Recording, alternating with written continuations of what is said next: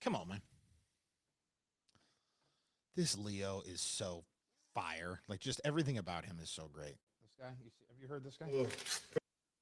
Protein shake. This is 2 packs of oatmeal. They're only 100 calories each. It's the ones my nutrition coach makes them eat, and these is fucking good actually. A frozen banana. Is this a smoothie? Cool. What do you make? We gotta do 25 grams of honey. 25 grams? That's a lot of freaking sugar. Much more better, because I'm about to eat. Then we're gonna do a little salt. Salt in a protein shake? A fourth of a teaspoon. How's Nelson today? I'm all right. Oh my God, I gotta show you this also. I bought new silverware. Finally got this guy. This guy is like the most handsome man that ever existed. His name is Leo Skeppy. He's just got the straightest white teeth, and it's just like he's chiseled out of, like, the only you could call flaw on him is that his hair is thinning. So he shaved his head. And when he shaved his head, looks like a badass. If you're not following Leo Skeppy on social media, you're missing out. Okay? Okay. I said it. I said what I said.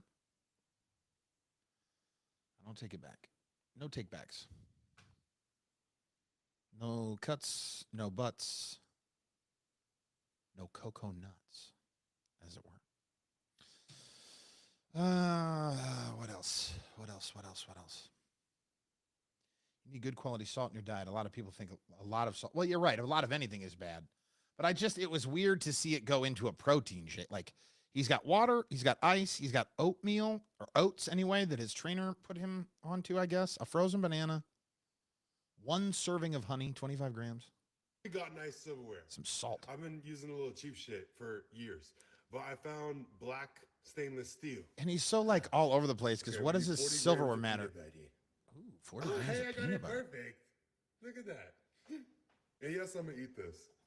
She's got the deepest voice. Now, oh, my God. The protein powder. Oh, and there's the protein powder. Okay, I want a little more than that. I couldn't do this because I'm doing low carb, and already I'm seeing a banana, which is full of sugar, a bunch of peanut butter, and all that honey. The honey alone would take up almost half the carbs I have for a day. Helps you retain water. That makes sense. That makes sense. I think I got enough salt, though. I mean, at this point, I'm salting. Salty? Saltines. Who's chatting over here? Cam, salt adds that grainy texture. Ooh. Nobody wants that, Cam. Where are you here? Where did you go? Like, the garage went up, and I came out, and GTA is just on. It's not even on pause. It's just on in the living room. The fucking controller's still on. You coming back? I can hear Roman screaming in the background. Why does this always happen right at the beginning of the damn TikTok live? Why am I reconnecting? I need to get this kid to stop fucking streaming. I haven't looked at how much data I use since I switched over to what do you call it, Verizon. Oh, where's Diet Coke to fucking sponsor me?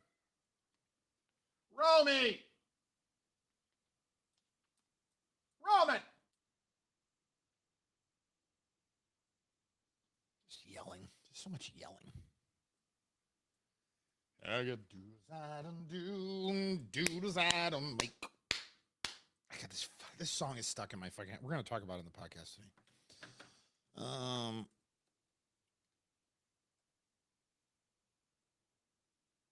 Doom Scroll, maybe? We got to have a new name for that.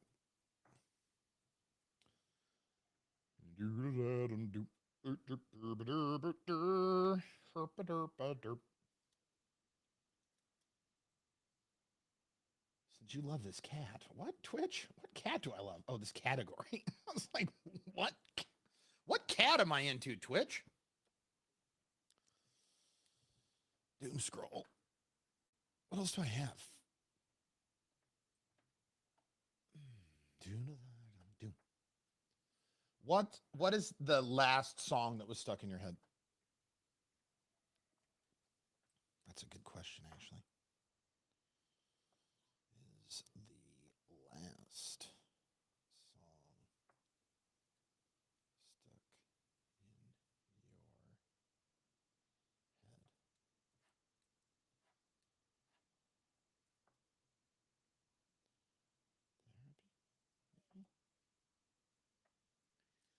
Therapy, what are you doing? Don't sneak in and sneak out. Red. I'm at the laundromat. Dude, you realize that fucking washer and dryer is gigantic now, right? Like you could do all of your clothes in 2 loads. I guarantee it. 2, dude. 2. GTA 5 need to do 15 years of updates. It has updated because it's on. What do you mean you can't see me? You can't see me? Is anyone else having this problem on TikTok? Hold on. Let me log in. See what I fucked up now. Dude, don't do that. Don't play. Don't play audio.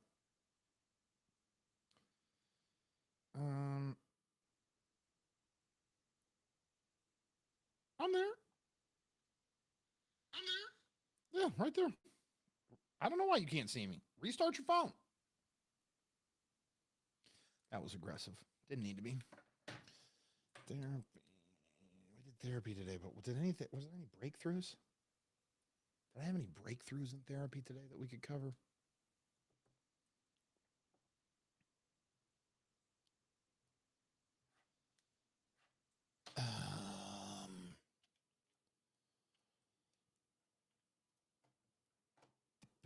Doopy doop, doopy doop doop doop.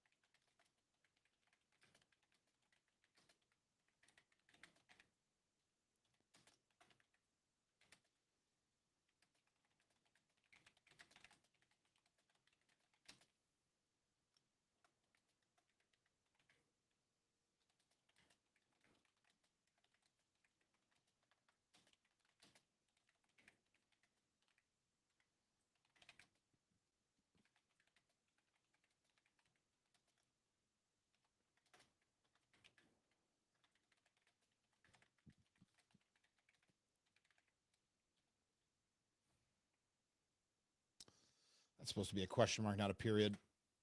That's not even a question mark. What is that? Thank you.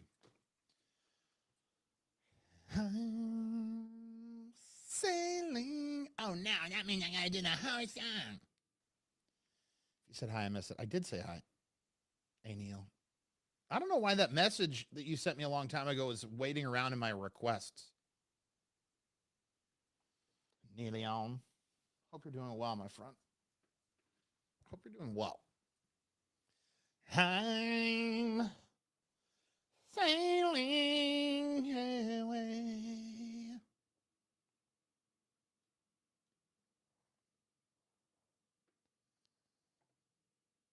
Oh, I like this.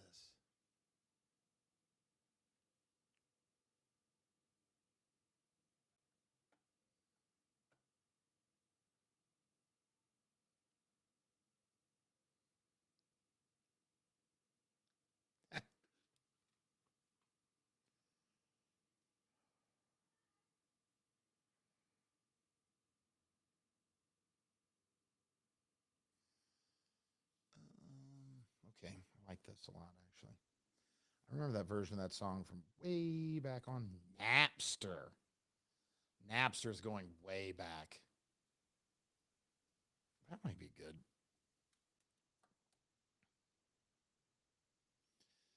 Napster.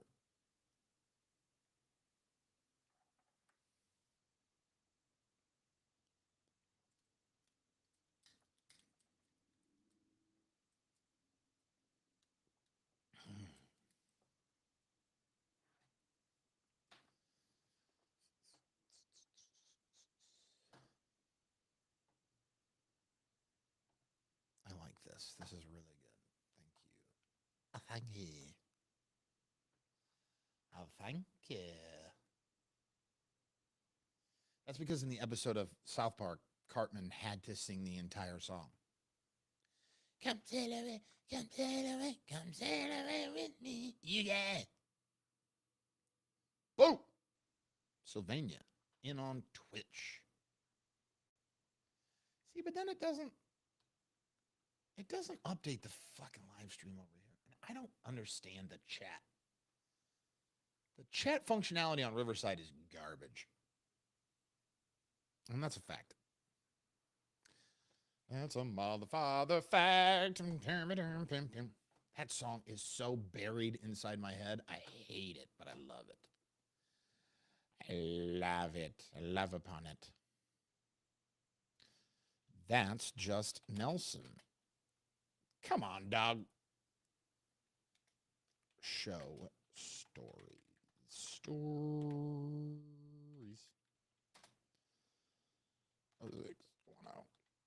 5. I'm not playing video games. I'm going to record my podcast here in a minute. I need to start doing some gaming on TikTok, but I do it across all my social media now. So I record an uncensored version of the podcast here. So there's a little bit of preamble. There's a little bit of show prep. I kind of like get in, start getting the show ready, talk to people about it. And then we cut the show. So it'll be a live podcast happening very shortly. Who are you, Ryan? Are you still here? No, you have not. You still dating that guy that bought all my furniture?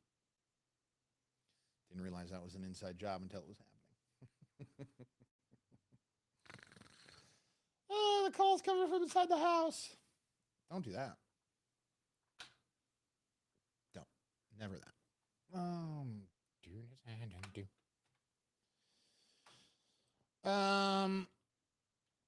right. First, we got to set up our page the way we like it. Century Gothic, because it's the best font, 14 point.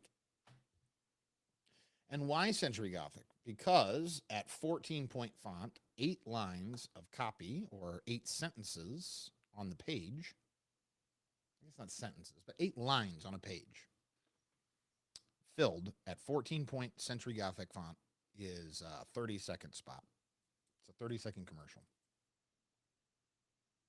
How about that? I haven't cut a commercial in so long. Oh no, you threw it away? It's gone. Or did you let that guy move into your house? You let him move in. He's dad now. Oh, Lord. What are you doing, Sylvania? Let me check over in no Twitch land. Nothing? No comments? Got it. It's in my son's apartment. My son's apartment. Well. Ty, how are you? When was I supposed to send you a text? Because if it's right now, I'll get you on. Doesn't bother me. But I've been kind of scatterbrained. Did you say it here or did you text it to me? I don't have a text from you, so I think it must be.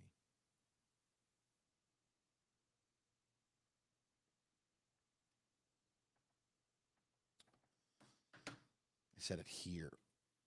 Okay, give me a second. Give me a second, and I'll go get you. I'm going to finish. That'll be good, Ty, because...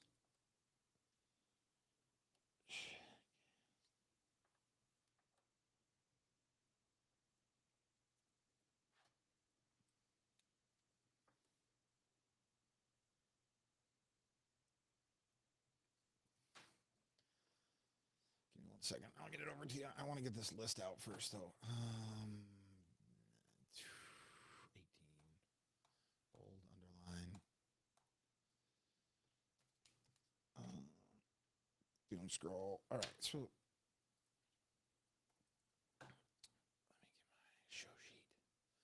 Unlike most talented broadcasters, I prep the show before I do it live. So I do live prep and I do live show. Fuck it. We'll do it live. Stupid fucking thing. My favorite part about that O'Reilly audio is that I totally could see myself saying the same shit. Like, on the surface, it doesn't seem like it's a big deal. Like, if you don't know what I'm talking about, let's see. Will this...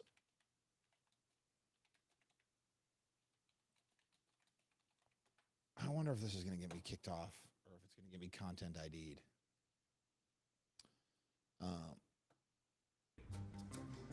That's tomorrow, and that is it for us today. And we will leave you with a, I can't do it. So it's Bill O'Reilly on Inside Edition, and he's got like a thing he needs to say. Now, Inside Edition is happening right now. Like, it's a live show for him. And so they want him to say, hey, there's a new song essentially on, there's a song that's been released from Sting's new album. That's basically all he has to say. And good night. We'll do it live. Okay. We'll do it live. Fuck it. Great beep. That was a great beep. Do it live. Do it live. I'll write it and we'll do it live. And thing sucks. And here it goes. 4, 3. That's tomorrow, and that is it for us today. I'm Bill O'Reilly. Thanks again for watching. We'll leave you with Sting and a cut off his new album. Take it. Boom. Nailed it. I think O'Reilly is a real prick. Okay. I'm not a big O'Reilly guy. Would you consider previous coworkers to be on your podcast? Don't want to name names. Yeah, I would have her. Yes. Yes, I would have her. For sure. This tab is using your camera and microphone. Yeah, it is. High memory usage. I need to get some more fucking RAM for this computer. I got to get some more RAM, dude. Got to ram a jam. Ram a lamma jam a dang. How about that? Is that better? Is that more RAM for you to utilize? Computer. What is WebEx doing open? So many things open. Yes, Caesar. I would have her. Her.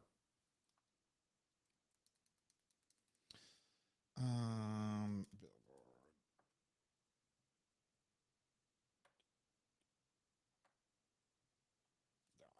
We'll do it live. Huh? We'll do it live.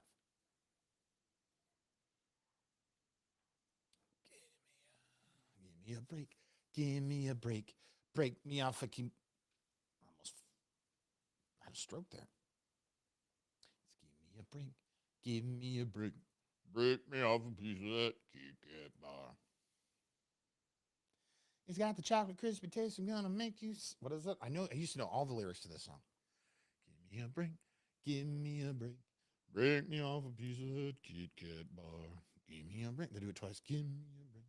Bring me off a piece of that Kit Kat bar. It's got the chocolate crispy taste. It's gonna make your day. And wherever you go, you hear the people say, what? Give me a break. Break, give me a break. Break me off a piece of that. Break me off a piece of that. Break me off a piece of that Kit Kat bar. So fucking stupid. Advertising was made for me.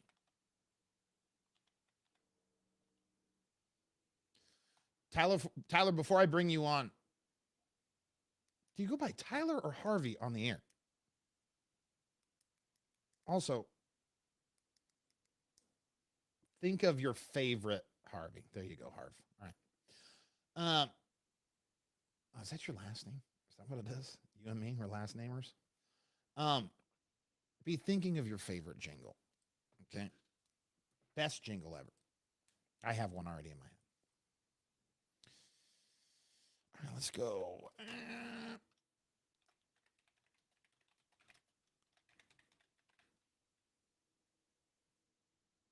We'll do him.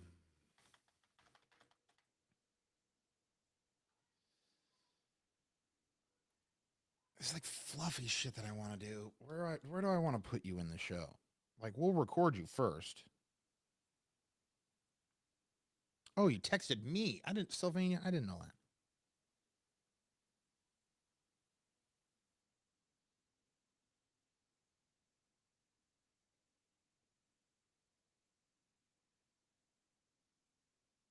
Oh, I like that. I like that a lot, Sylvania. At the end of the show, I remind people to take their pills because they work. And he says, hey, just tossing this out there. An additional side on, because I'm a little aggressive with it. I'm like, you can't do it on your own, and that's okay. And then people are like, I can't do it on my own. He says, if you feel off, it's okay. We all do. And the hardest part is acknowledging it, facts, and asking for seeking help to get on the pills that will help you. Yes, I agree. I agree. Love that. All right. Because then that means I got to open the show with that shit. Because I don't want to go into.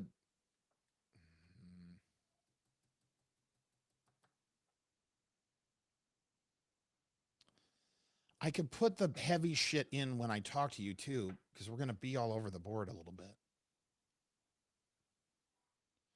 Yeah, I'll do that. All right. So we're going to go. This is segment 2. Harvey.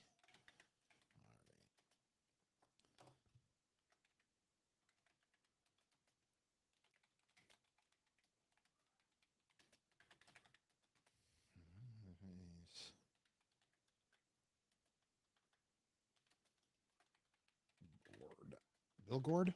Billboard. Board. Billboard.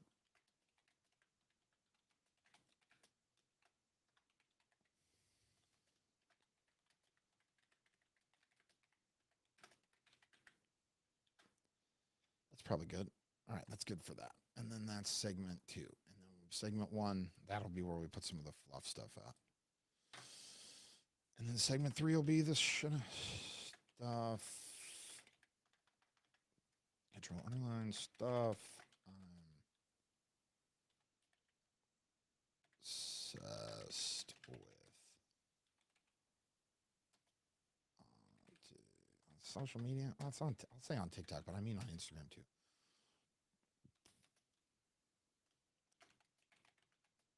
The go viral people. Bourdain. What's the other one? What was the song I was just singing? Doodles. What the hell is her name? Ellie. There was one other one. What was the other audio I was going to look at? Messages.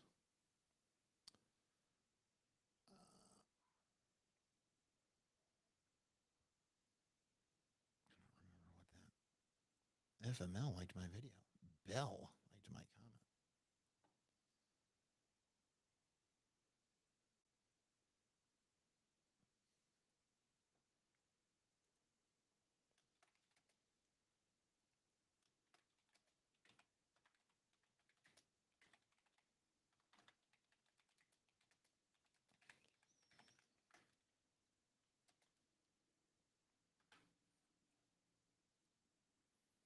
Sad face emoji. Let's cry laughing. Get me actually crying. There it is. Thank you, emoji. What was the other piece of audio I wanted? Rose Betts, Jonathan Kite. Oh, yes. Oh, my God. This is so good. Where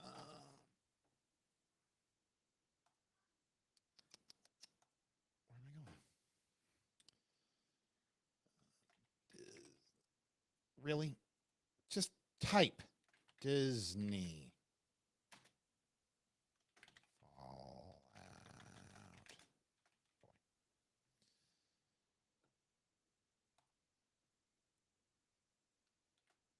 Don't shift, control, underline. One more second, I'm gonna be ready. Yeah, you were radio, and I have questions about that too, because I don't know exactly how much radio you've done. Don't tell me there. We'll get into it on the show. Yeah, it wasn't.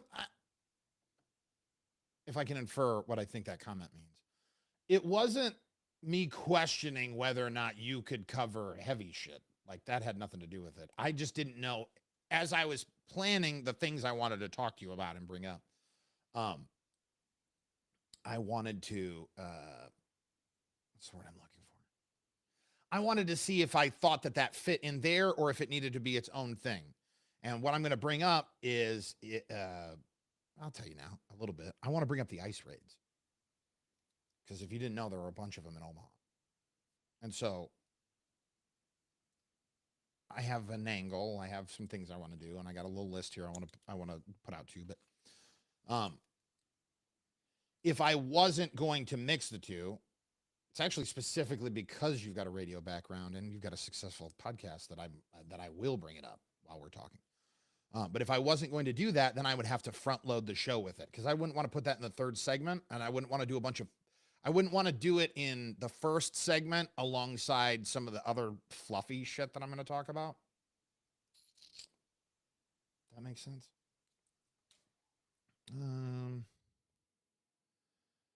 Dang, you know who I'm talking about. You know, no. Flat out, Caesar, no. I wouldn't. I have no interest in that. It is not interesting to me in the least. Maybe 10 years. Give it some time to cool off. And you can read into that all you want, just that, because that's the only public statement I've ever made about it. It'll probably be the last public statement I make about it. Because I'm not into getting into the weeds, petty quarrels. Like, I'm petty, but that's Tom Petty and the Heartbreakers. You know what I mean? Know what I mean, man? Give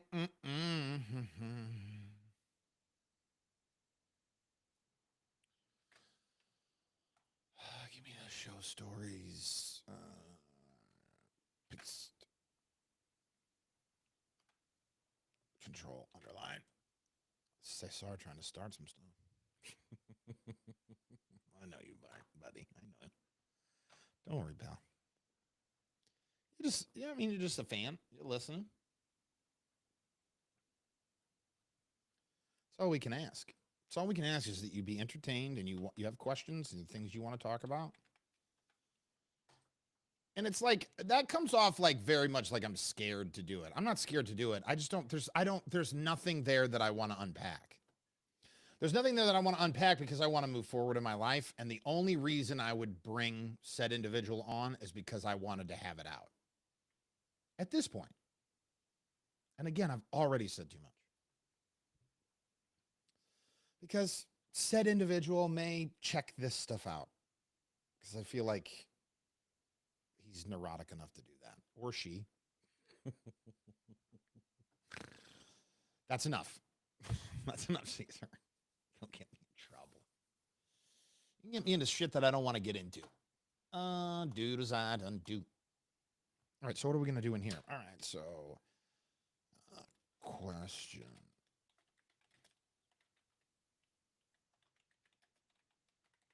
Cam, are you still at the laundromat?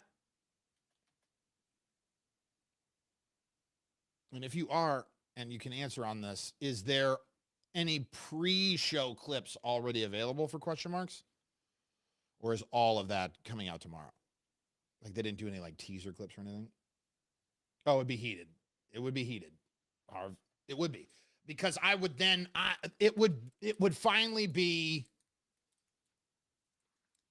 and here's the thing, and here's why I wouldn't want it to get heated. For one, because I would be accused of being a chicken shit for having waited to do it when I was like on Zoom. You know, and I'm not. I just don't need that agita in my life. I just don't need it. I don't. I left cocaine and a lot of other things behind in California. And I'm happy to have done it. CrossFit. You'll get caught up in, oh, fucking A, there it is. I have been looking for the goddamn music bed to Crossfire the commercial for so long. Can somebody just help me recreate it? Like, does anybody know any artists that can recreate the theme song to the board game Crossfire?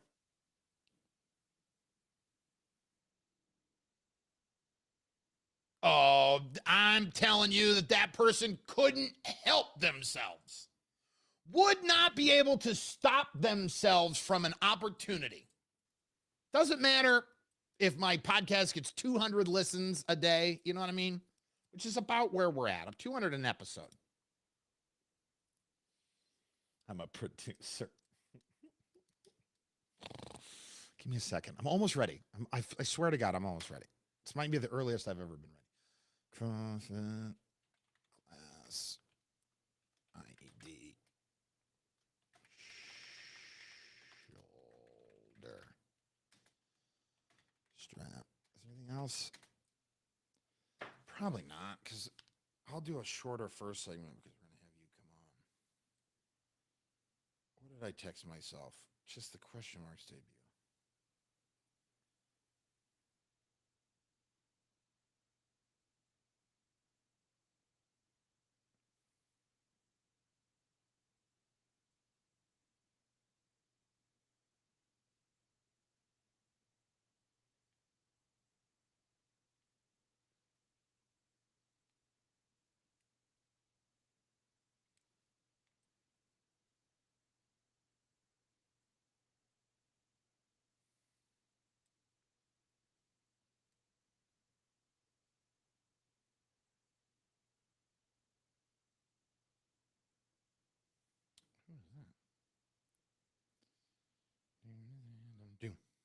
Don't get distracted. Don't get distracted. What else? There was another thing. There was another thing. What the hell did I do today?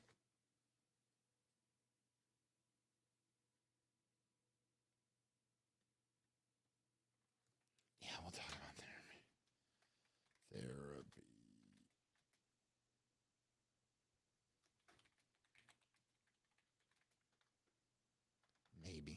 Maybe therapy. There wasn't any like big breakthroughs in therapy today. I just did it. There was something else. There was something else.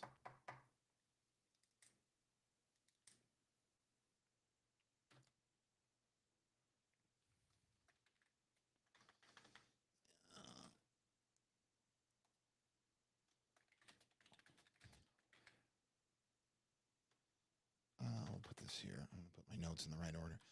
Go viral, people.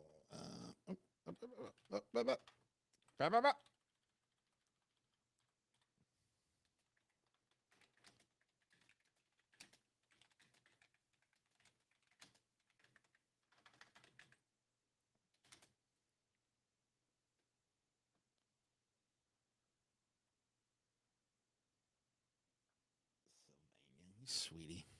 You sweet guy. All right, I guess I can put the rest of this together later. I can put it together after I talk to you. Do I have your email? I could probably send it on another. Where do you want me to send it? Facebook? Do I have your email?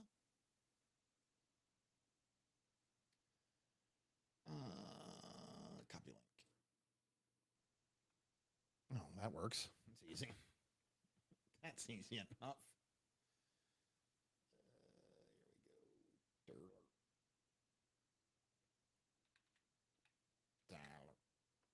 Not the right keyboard, dude. That's the problem with too many keyboards.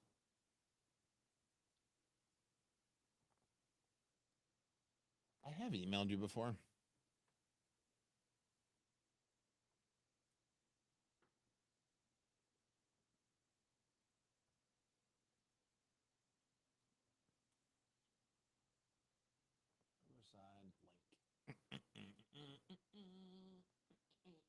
Riverside link. Here you go.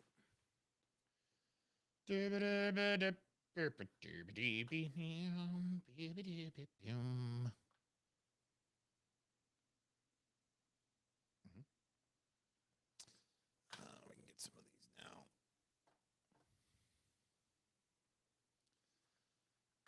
Where is this? All right, this is what I want. All right.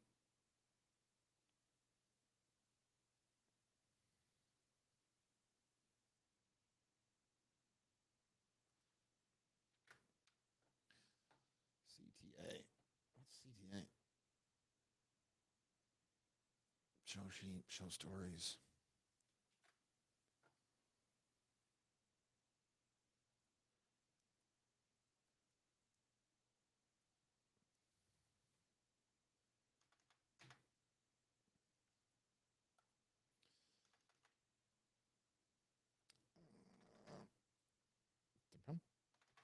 Bum, bum. And bum, bum.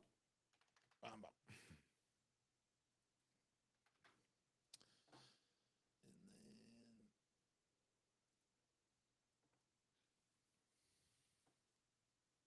then there he is. God damn, your studio looks so much better than mine. There he is. All right, let me make sure that I don't have my. Let me make sure I have my mix minus off. Oh, how you feeling? Feeling great. Feeling great. Looking great. God, you're so handsome. Hey, thanks. Hey, thanks. At least now, when people can't see the person on TikTok, they'll be able to hear the person. Because the last interview I did, my fucking microphone was unplugged from the goddamn TikTok computer. Oh. Because I've got 3 computers in front of me. It's awful. I got one screen in front of me right now. I have 4 screens in front of me. But I do have feedback. Son of a bitch. Not feedback. I guess I'm more just. Oh, you're hearing an echo. Uh-huh. Did that reset? Advanced. What do I want? Audio. Let me try that. There it is. Yeah, the fucking thing resets. What are you using? Maybe it was when I lost power. You know what it is? I bet it was when I lost power. It reset the mix minus. Yeah, now you're good. Yeah, because that was what was thrown. What are you using it on? A Rode board. Yeah, using the same one I'm using. Yeah, so in order to do this, you got to have the mix minus on.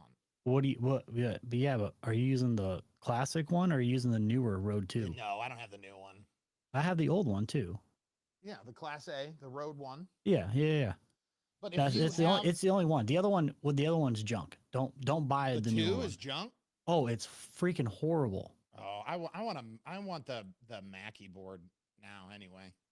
Well, I have a Mackie I saw. There was a Yamaha that was all right. I have the Rode. The Rode does exactly what I want. I can store all my music beds in there. Good to go. See, but then I got my visual.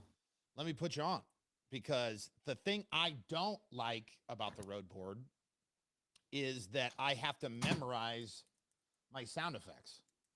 I know you can put up the window or whatever here that'll show you I'm on the small thing, but I don't like that. Plus, I don't like being limited. I don't want to change pages in the middle of shit. So you got to check out this thing called Sound Show. It's free. I know what that is. Yeah. Sound Show is all I do my sound effects on.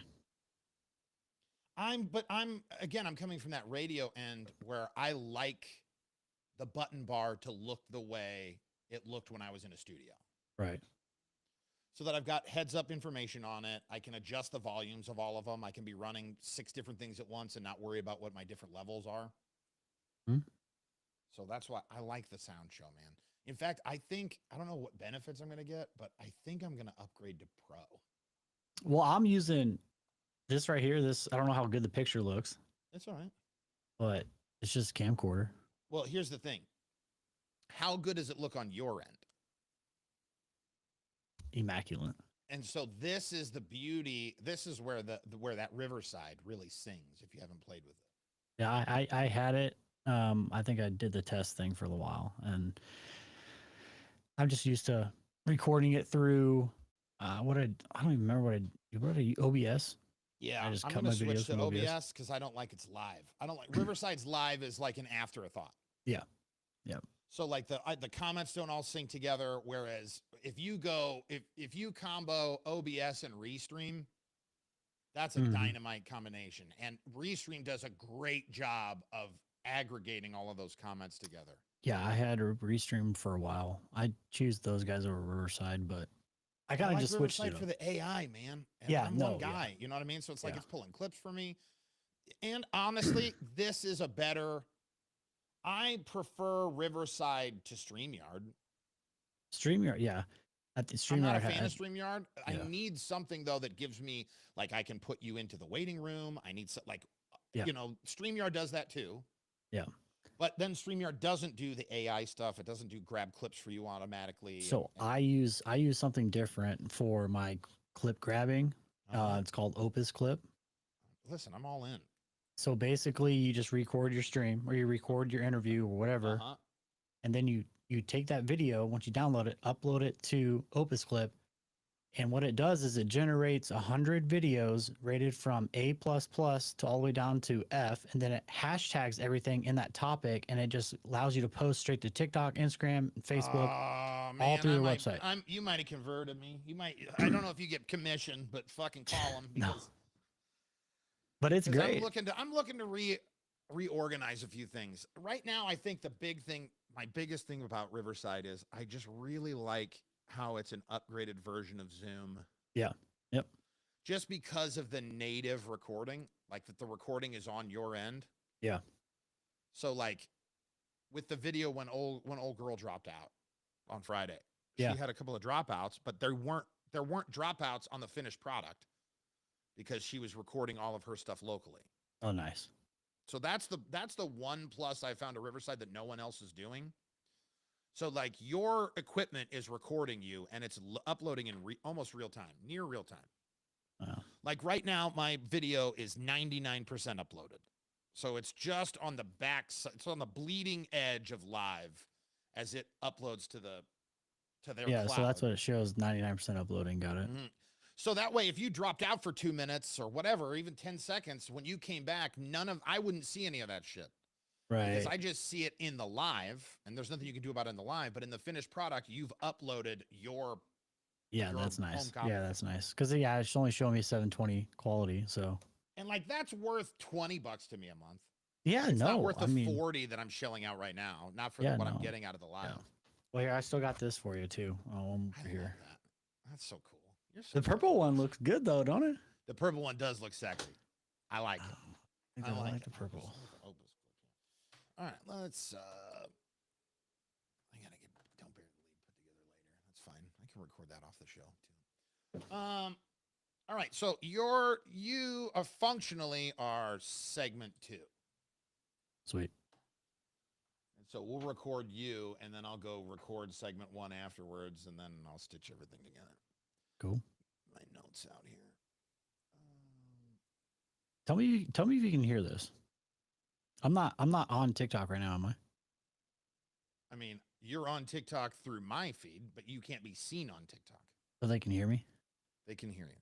Oh, then I don't want to do it then. I can mute it. Give me a second. Because I like catty. Hold on. Sorry, TikTok. Should have been on some other social media. Get over to YouTube quick. All right, you are muted on TikTok. All right, ready? This is a new one I got. I just want to see if you like it. Can you hear that? I can. All right. It's time. You're listening to Nebraska's #1 podcast. That's cool. That's cool. So a buddy of mine out of Boston, I was like, hey, I need a music bed. I need to get some stuff going. Like, give me what you got. And he's like, all right, tell me a little bit. And I told him, he's like, hour later, he's like, here you go. I'm like, yeah. That's great. I love stuff like that. I love man. it. I love broadcast, dude. But you got to get on this. What is that? That's the A10 Mini Pro. So basically, I have 4 cameras that I can switch in between Oh, as I'm live, and you can do like picture in picture. You can basically like swipe it away. It's from Black Magic, so they're the ones that do all the like film cameras that are like really high def, yeah. but they're like $4,000 cameras. But the A10 Mini is like you can get it for like $200. If I make this, if this podcast starts making the kind of money that will afford $4,000 cameras, I'm getting the Turkish hair surgery first. Sorry, guys. Sorry, I'm investing in the Turkish hair surgery, and then we'll get $4,000 cameras. What I'm not going to put is 12K cameras in my fucking studio, and then all of a sudden you can really see how balding I'm going. It's crazy though, because like I have Amazon webcams that are set up. If you could see my studio, like you have to come over and see it. Like I you'll want to, yeah. when you come over, you're gonna be like, what the hell? Like, because Yeah. I went all out. That's awesome. I did not. So- I'm literally in what we call the parlor because there's a living room. There's no dining room. There's a kitchen in between. That's what this is. A hole Yeah. there. And then the other side is a living room, but everything's carpeted. Like, I guess if you were going to put a dining room table somewhere, you'd put it in here. Yeah. Well, I couldn't decide. I built this room from nothing. Of course you To- did, because you're such a fucking man. It's soundproof everywhere. I got fire sound on the top, the walls. You want to know if it's soundproof, invite me over. Oh, Because I've met trust me. very few soundproof rooms. I got 3 kids that jump and do flips off the couch above my head, and I'm telling you, you don't hear. That's great. shit. Because there's not been a single radio station I've ever been in that is soundproof enough for me. It's soundproof. Like I bleed. You know what I mean? Yeah. Like, Well, I I'm talk coming loud, through like- your wall. I talk loud. I have my mic is turned down so low, but I speak so loud that it Uh-huh. can't be up high. So everyone's like, they get in there like, "Hello, hello." And I'm over here like, yeah, like Yeah. Yeah. how I talk. That's exactly right. You hear my me in the other favorite thing- studio. That's My what it favorite usually thing was. about soundproofing was at while it was still Q98.5, right? Yeah. So Sweet when it was Q, and that's when I was on it. They I shouldn't waste the good shit. It doesn't matter. They because I don't want to talk shit on the podcast about them. No, but their walls are paper thin. Well, have you been in that studio? They renovated it a little bit. I haven't been there for a hot minute. But you've seen the big studio. Right? Yeah. It's not in a corner piece. Yeah. So it was a corner studio at first. Yeah. So if you have the layout of that building in your head at all, Power was Sweet Studio. Yeah. And so that was Coyle, maybe K-Car. It was one of those Terry Leahy was doing morning news. Oh yeah. And so they kicked it. There was a live show on K-Car or Coyle, whichever one it was. I think it was K-Car, 1290 K-Car. And then they kicked them out because Sweet is the flagship station of the company. Oh. So why wouldn't they have the biggest studio in? But they wanted to give Sweet a producer studio. Yeah. And so they put that little room in there, right? And that was like I got to benefit from that. Like John, the guy I took the job from, was the first guy in there, and then it was me. And we were supposed to be able to produce in there like it was a prod room. And they built the fucking wall up to the false ceiling. Yep, up to the popcorn tile ceiling. Nothing above it. They didn't cap the fucking studio. Nope. They built a wall. It's like a temporary wall, essentially. Yeah. So you hear things. You hear everything. Oh my god, you hear everything. There's And not, you couldn't produce anything. Spicoli talks loud. Like he's just a loud Oh human my god, being. yeah. Yes. So Yeah. I Yeah, so can you're not imagine. producing anything behind him. Yeah. Oh. Everything's bleeding over and Yeah, that's crazy. oh, Spy Coli. That guy has been on the air forever. Yeah, It's it's just fun. like- It's funny. It's funny because I did my internship at Channel 941 when they're a journal broadcast group. That's a long time ago. I know because I was when Corey was always wearing a. The newsboy cap or whatever it is. Yes, I can never remember what it's called. Yeah, I love Corey so And he much. always had his tight black shirts and his tight black jeans. Yeah. That's when he was still Corey Young. Yeah, yeah. Corey Young. Yep. Yeah. I always give him shit every time I see him. I love Corey. I just saw him the other day. Yeah, I'm gonna be helping out with that anniversary concert. So, Oh, nice. I'm doing direct traffic with the cops. So Whatever. That's cool. I was like, hey, I told you to let me know when you guys need help. I'm always there. Damn, Cam, if you're still watching this, I just finally saw the thing you updated in my little social media links list. That looks fucking great. Cam has been helping me out a lot, right? You know, because he's over at Herdat. Yeah. And so he's giving me all of their best practices and all that stuff. And one of the things he put me onto was putting links into the Spotify description. Yeah. Video But links. I just had I just had the social media links and all that, and I had them hyperlinked, but the way I had them laid out, they were just kind of wonky. Mhm. He put it all together nice and put little things in between them, and so yay! Shout out Cam. Shout out Cam. All right, let's. Thought about doing a podcast over there. One of the managers told me I could bring the podcast over there. Oh my God, you should just for the sales arm.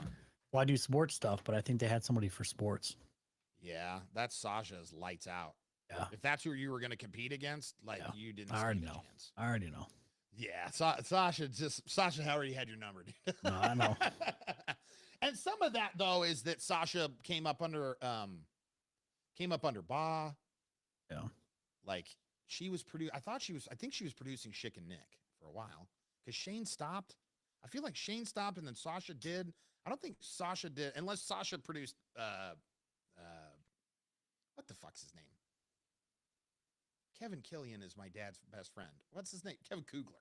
Kugler. Well, Maybe you gotta Sasha think, produced because we did 96.7 or 96.7 the G in Gulfport, Mississippi, Okay. and then we opened up 100.9 the G in Jacksonville, Jackson, Mississippi. Shout out Mello. I don't know. Mello, do you follow me? Mello TRXPZ. Truck poses. He just shared the shit out of the live over on TikTok. Oh, TikTok. on the TikTok. Thank you. Thank you. I think that's all I have for. Yeah, that's all I need for notes there. What else do I have? Gotta go to streamer mode and Discord here. I need to get better about Discord. I think I need to learn Discord. I'll show you. It's pretty easy. Like I have a Discord. There's a That's Just Nelson Discord. Like Yeah. I don't do anything with it. Yeah, I got 7,200 members in my Discord. God almighty. And you still have to have a regular job? Yeah.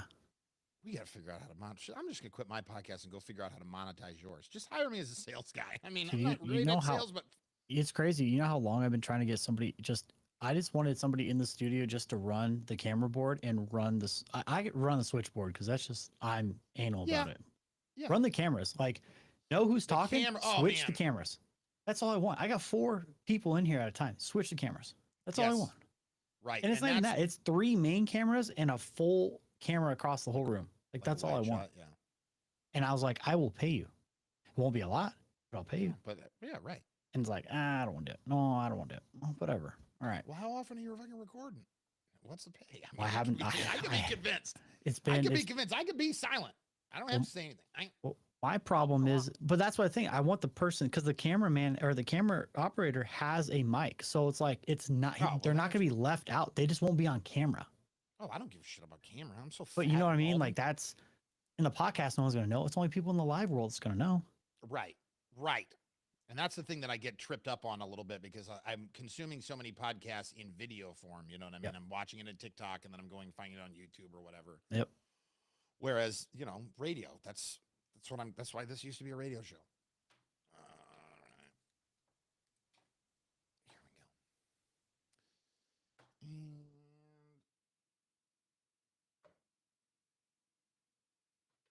Here we go.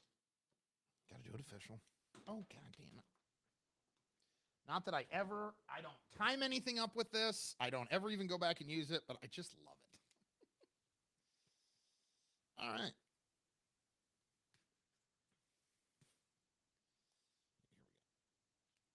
I say here we go a lot, Cam. So he goes, how many times are you going to hear we go? I don't know, Cam. This used to be a radio show presents That's Just Nelson, episode 23. My favorite. So stupid. All right, how about peanut butter? That's just Nelson. Peanut butter Nelly time. Peanut butter Nelly time. That's an intro that I had built for the show from a friend of mine, John Desjardins. He was the guy who is like almost single-handedly responsible for any fame that I have. Like, I feel douchey saying fame, but you know what I mean? Like anything that I've achieved in broadcast, I owe first and foremost to that guy because he was the consummate producer. He was the guy who just did not care about himself. He just cared about the show. He put the hosts on a pedestal. He was great. I am joined right now by the second ever guest on the show, my buddy Harvey. Hey. A much more successful podcaster than I am, but I'm coming on. Don't blow the whistle too much there. I'm coming up. Host of the Shedcast. Yeah, you know. Like, where does it come from? Where's the name come from? Were you in a shed originally? No. Funny short story. I was actually, when I moved into this house, I'm like, hey, I want my podcast room. I'm going to figure it out. We're building the house. I'm like, I'm going to build a shed out back. I'm going to build like a legit shed, have power, AC, soundproof, like all the works. And then I'm like, I look downstairs. I'm like, I have this whole room I'm just gonna build this room. And Yeah, so but you're not going to use that area anyway, so it's not like you're losing anything in the Yeah, house. yeah, and it's tucked away. So I'm like, but I still like the name, the Shedcast. And Oh, there's it's a a couple of brilliant names name. out there that just call it like Shedcast, or what I was like, I want the Shedcast, and I did LLC, and I created my business, and it's good. It's good. That's the next step for me is LLC, I think. But I need to generate some kind of cash flow before I go make an LLC. I can't be unemployed and podcasting and LLC. It's not cool. it's a rough life for a little bit. Yeah, and some of that is I'm kicking myself because I didn't start sooner. I was just lazy. You know what I mean? And I didn't follow through, and so because of that, like I'm behind the 8 ball. I did Like- I did start a GoFundMe to get this thing up and running. So I did have a lot of donations come through the door to get equipment kind of start off. So it was nice. I didn't even think of that. Go fund. And then I do a lot of auctions. So I do auctions like I don't know. I'll see if I can show you this. But we do have a Denver Broncos signed helmet. What? Yeah, That's insane. by Sutton, and it has a Speed Flex face on it. So it's pretty cool. Like, imagine that. Like, this is the thing that's like, everybody thinks that, oh, just anybody can do this. And while anybody can buy equipment, if you have the equipment to do it, like, you have to have a little bit of talent, right? And you have to have a lot of bit of gumption. Yep. And you've got to have stick-to-itiveness. But even like from the outside looking in, the success of your podcast, I would go, oh my God, this guy's killing it. He must be printing money. You're a successful podcast and you're still on the ground floor. Yeah, no, it's you got to rely on like sponsorships. You gotta, Yeah. you gotta have support, and it's not always there. That's the problem. It's not always there. It might be there. You think it's there, and it's not. Like people are like, yeah, I'll buy into this. I'll do an ad for here, and then you go to ask for, it and they're like, I just don't know. Yeah, that was just talking at the party, man. Yeah. Just talking at the So party. Well, that's where I've noticed there's no, at least from where I'm at this point, I've not run into any radio ego in the podcast space. no, you won't either. You won't. Everybody's very collaborative. Everybody's very willing to share tips and tricks, where that is not the case in radio. Yeah. Like radio is very like, you get away. Like I remember getting yelled at because I asked for a very prominent sports broadcaster, had a guest on that I was trying to get for the show I was on. I was on Pat and JT. Yeah. And so I walked into the sports studio and I'm like, hey man, can I get that? And he goes, no.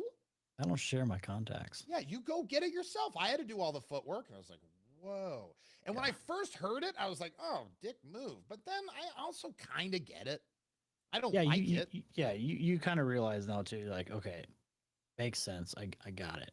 Yeah, there's been a lot of things that I've noticed, especially in the last couple of years, that I couldn't wrap my head around as a kid in radio, and now it just makes sense.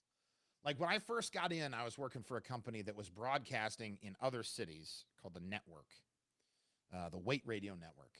And so I was on the air in, I don't know, 30, 40 cities, right? Maybe more than that. I was cutting 70 voice tracks an hour when I left. But there were these guys, right? I hated doing it. It was awful radio.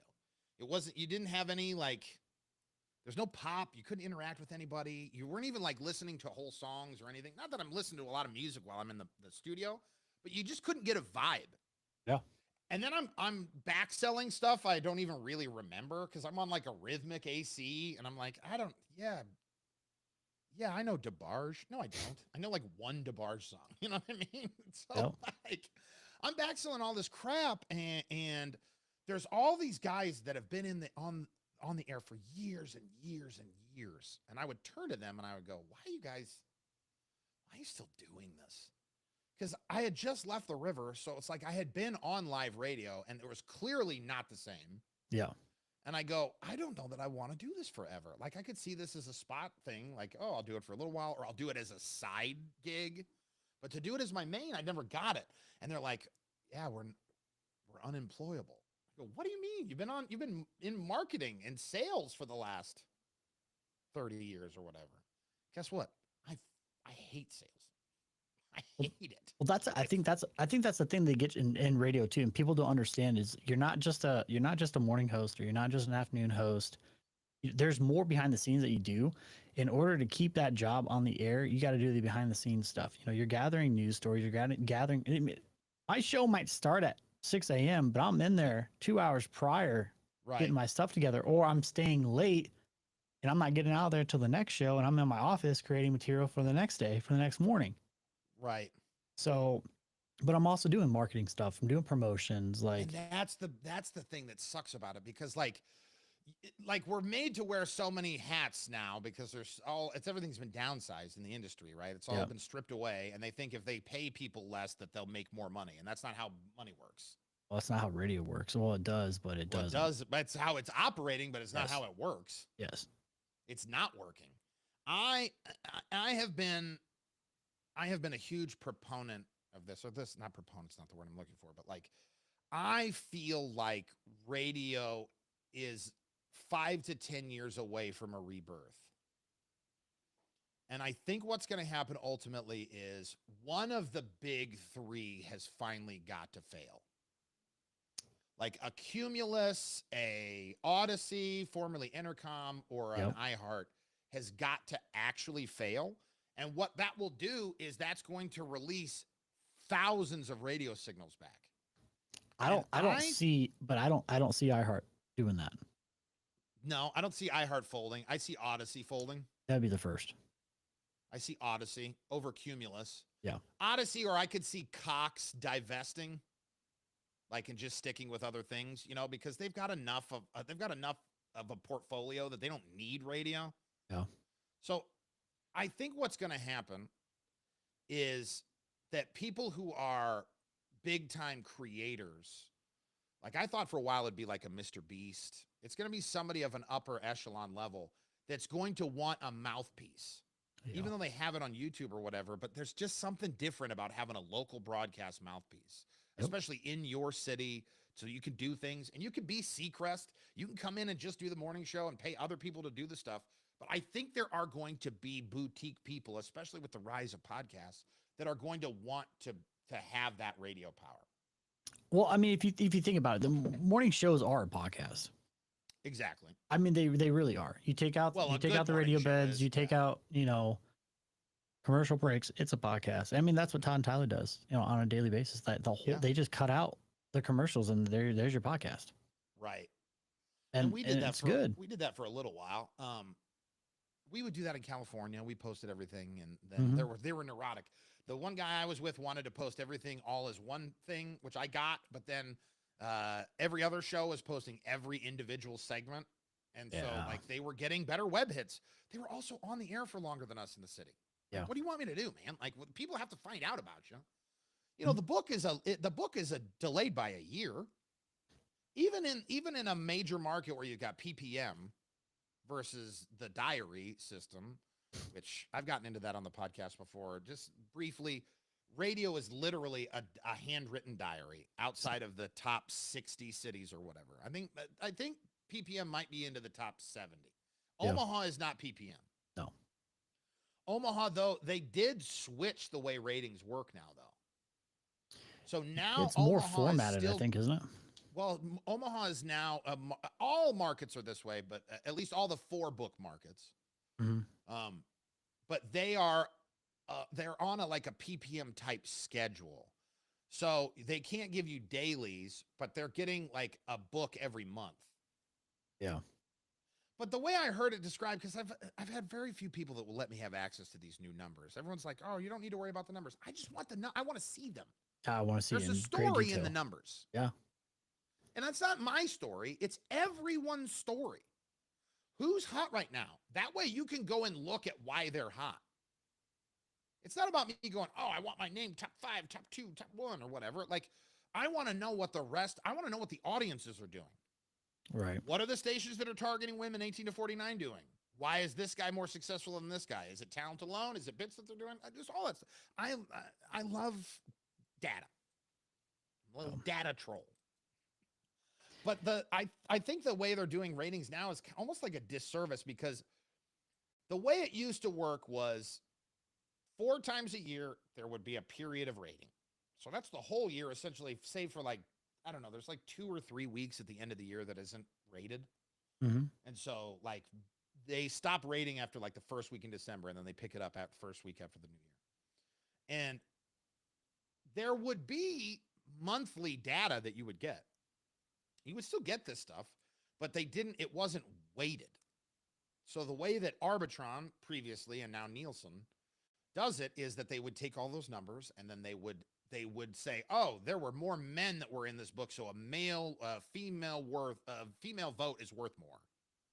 And so it's like the old joke was that the diary was this thick and the math to figure it out was this thick. Makes the most sense, to be honest. Yeah, it's very convoluted, and they had us by the short hairs because there wasn't any other ratings game in town. Yeah. There was no other way, and Arbitron purposely made sure that no one else could get in. They made it cost prohibitive to everybody because you're not going to subscribe to 2 ratings. And that's the other thing people don't realize. You pay for those ratings. You pay handsomely for those ratings. To get access to those numbers, it's hundreds of thousands of dollars a year. Yep. Just in ratings. Well, it's crazy because, you know, I graduate this this November. Uh-huh. And something I wanted to bring back was because a certain person in school when I was in radio helped me get by very, very successfully. And that certain person, I've been talked to like, hey, I want to come back. I want to teach a class. I want to teach class in the radio classes. I just want to teach. And I want to do it about podcasting and producing, more so using Pro Tools, Avalon, like Yeah, knowing Pro the Tools I have no idea but about. to Like, I took know the one class on basics of it is insane because it will change your entire radio career being able to use Pro Tools. That's wild. I took one class on it and I couldn't understand it. It's insane. I mean, I did 6 months of it straight, you know, making songs. And it's incredible. You can do months worth of audio and edit it all in one patch and save it bounce it and save it in individual files. And there you go. Yeah, that seems like a wet dream.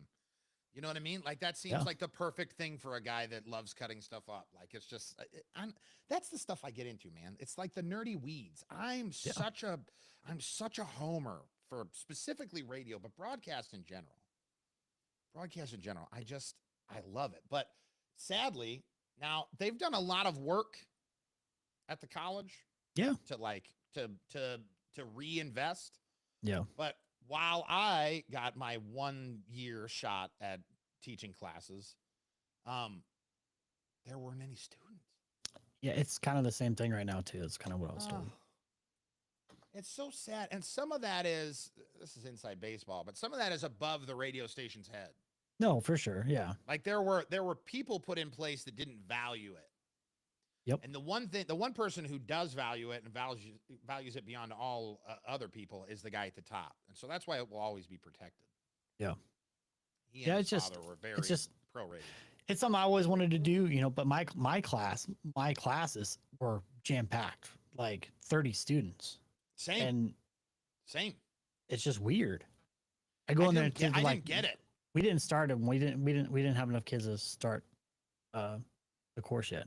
I'm like, what? Yeah. I had 3 and 2 of them dropped out.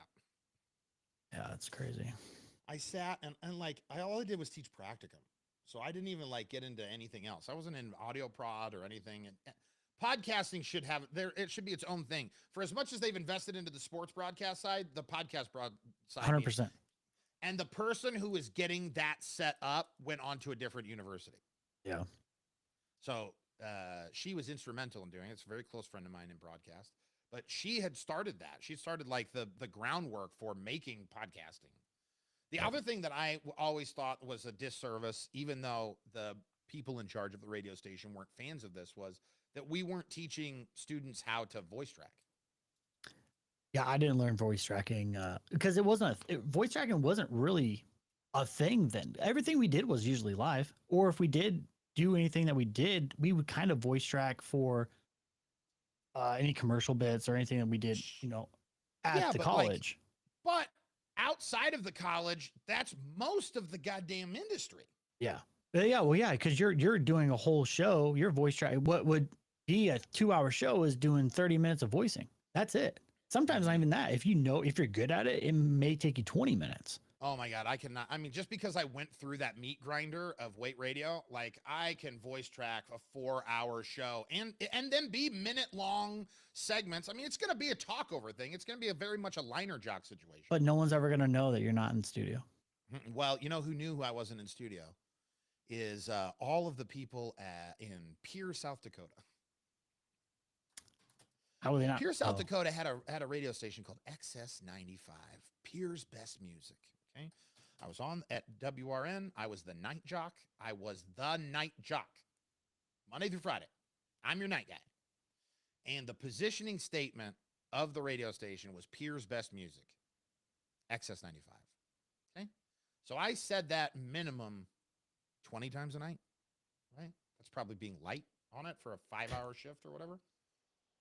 6 months I was on the air, and we got an email from the PD of the radio station, and he said to my boss, could you tell the night guy that it's Pierre, not Pierre? 6 months. That's horrible. 6 months on the air. Now, I know the book is delayed a little bit, but you heard it at least once in 6 months and went, why does this guy not know how to say the name of this city? Somebody had to hear it. There's Right. no ways. I mean, or people aren't listening. I mean, Or why do you have a radio station? Right. Like, yeah, 6 months. should just turn it back to news and weather. 6 months, XS95. And I had to do, I think they bought 2. That was the way it was set up. So, like, every hour had 5 opportunities for a DJ to come on and talk. So every hour was formatted the same way in that there were 2 generics. Yep. And then there were 3 local availabilities. So you didn't have to take them, but you would get a generic if you didn't. So you were going to get 5 generics no matter what. And then if you paid above and beyond that, you would get more. And so I remember XS95 paid for 2 of them. They paid for weather and they paid for a promo. And so the 35 at 35 after the hour or whatever, like, you know, I'm talking, I know you know what I'm saying, but I just want to make sure that the audience knows. So in radio, you call it a clock, and that's all it is. What's the clock? And so the clock is segments at 5 and 20 or wherever they're at. And so the 35, it's generally 20, 35, and 50. But there was an extra one in there somewhere because there were 5. Well, you got radio identification at the top. Yeah. And then there was a quick talk over like one song in. So like at 5, there was a segment. And then at 20, I know those were the 2 generics. And then they bang, bang, bang. I don't know how they laid it out in their studios to get 5 of them. Because by the time I was working at the other company that I just left, they were using that same, like WRN stayed. Like it just became something else. So like while I was there, it got bought out by Dial Global. That's when I went over to what we called the cluster. That's when I got my gig over at 98.5. And then they went and Dial Global bought up a company called Jones. And I think they picked up ABC's, not podcast, but network side. And then they bought WRN. They folded it all into one thing. And then eventually Dial Global got rid of it. Or they changed. Is Dial Global even still a company anymore? I guess I haven't seen if they've rebranded. I don't know. So it was, and then what they did was now they are a company called LRN. Now, LRN only gets 4 an hour. So there's the 3 stop sets and then 1 at 5 or 7 after the hour or whatever. So I don't know how they were laying out the 2 breaks and then 3 stop sets, but they did. And that XS95, they had 2 of them. I had to do a weather and I had to do like come on down to Pierre's Farmers Market. Well, That's see, Pierre. and then for a while though, I was on Audioless or Autoless. I used to call it. See, I did the same thing you did for so long. I would say Audioless, your music, your way. Oh no. And no one corrected me. Finally got a text message. He's like, hey, it's Autoless. I'm like, Oh. well, if you look at it, it spells out Audioless. Right. So I had to change back and go, Autoless, your music, your way. Also, why did no one listen to that up front? And they get a lot. But it's internet radio. They get a lot of listeners though. But it was a country station, you know, and that's why I got my really good impressions when I used to talk to you. I used to get all my voice impressions. Like I had to put on that country accent, and I would be like, Wolf 93.3. You know, like I would have to find that southern drawl in there and just be like, yep, I just love that stuff. it's I fun. love the like the acting that you have to do that people don't think about. no one knows about, and it is forever a secret because I don't tell people what we do. You don't. And here's the deal. I made the mistake. It was the worst idea that I ever had was I told my ex-wife how the sausage was made. Oh no. And so she's like, everything's a lie. I don't believe anything. And I know none of this is I know none of this is real. And so what I did was I cost myself a live-in member of the demo. Yeah, for sure. Because she, by the time we were married, she was 25, 26. You know, so she's deep into the 18 to 49. She's getting close to that. At that point, she was getting close to that 30-year-old mark, which is really like the sweet spot Yep. for anybody who's broadcasting to women 18 to 49. Everybody thinks that their average listener is 33 with one kid and she's blonde. Like, I remember there was a big deal for a while. Seacrest started Demographic it. hardcore down to the T. Yeah, where sometimes they would tell you to put a picture of her up. At one point, they had a picture of her up in my studio. I was like, what am I doing? I'm not going to look at this. I knew guys that used to bring a mirror in because they couldn't talk to no one. See, that's BS. That's weird to me. You can't have a conversation without looking at somebody. How have you ever had a phone call? I pretend like I mean, I feel like when I talk, when I'm on radio or doing a podcast, I'm talking to the people and I'm pretending like they're out there. Like they're just staring at me and I'm in a big auditorium and I'm just talking. Ooh, that's good. I never thought of it like that. Because when I talk, I don't look at the guys next to me. Sometimes I do, but I will look and you'll see me sometimes stare. If you watch the podcast, I'll stare out and I'll start looking around because I'm talking to a group, like a big auditorium. I like that. Yeah, no, I vaguely hold one person in my head because that's what they always beat into your head. You're only talking to one person. Yeah. You're talking to one person. You're making one-on-one connections. You know, but I'll talk nonstop by myself anyway. I think the beautiful thing that I have going for me is I don't like making eye contact, and so I'm not very good at it. And you can tell when I'm trying. And so because of that, I can just talk extemporaneously because I'm not used to looking someone in the eyes as I'm talking. You don't get the cue signals of when to stop. So you're just, but I do the same thing. But when you're picturing an audience, it prepares you for that moment. Cause I remember getting on stage for concerts and I'm like having to talk to, you get the sweaty palms and you're like, oh God, I got to talk to this crowd. Like, it's my least favorite. and I part of love that. I broadcast. feed off of that, knowing that all those people are looking at me like, yeah, I'm the dog on the stage now. Like, that's what I love. hate that. And you know what? It's like no one would know. No one knows the difference between good and great, like stage work, other than like in an audience, they don't realize they know it when they know it. Yeah. But like no one's sitting back there critically and going, this guy's not good at stage work. They don't care. Right. So Yeah. as long as you do a halfway decent job, if you don't stumble and there's no long pauses, no one is ever going to go, that guy awkward shouldn't-" pauses. It's the awkward pauses that like you just sit there and you're like, oh shit, what's next? All right. And like, oh God, I would get yelled at my last, not yelled at, but it was part of an air check. They didn't like that I would pause. And I am very much a fan of a pregnant pause, especially as a solo broadcaster. It's one thing when you've got a room full of people or I'm talking to you, but Yeah. like if I'm going to switch gears or I'm going to like segue to something or I'll I'm take just a trying to, pause. like, yeah, you just, and then you go. Few seconds of dead air is fine. A lot Right, of but times tell when I'm that to a switching boss. gears, somebody else is already picking up something. They're saying something by the time I'm switching, and then I'm like, "Oh, onto this thing here," you know. But I don't like once you get past the feeling of dead air, once that becomes numb, then you can live in it. Yeah. But when you're early on in broadcast, it sucks. Any kind of dead air, and you're like, oh my God, and it feels like it's 10 hours long. Yeah, my problem is I could never sit down in a studio. I had to stand up and broadcast. I did when I was like a liner guy. But once I got into like morning shows and stuff, I That's very different. much Those are a said it. little longer. Right. You're But yeah, morning in terms tired. of being on the air and just like, all right, this isn't coming up. Yeah. 5 minutes from now, new video. Yeah. Yeah, I would stand for that. Oh, I yeah. like the energy of it.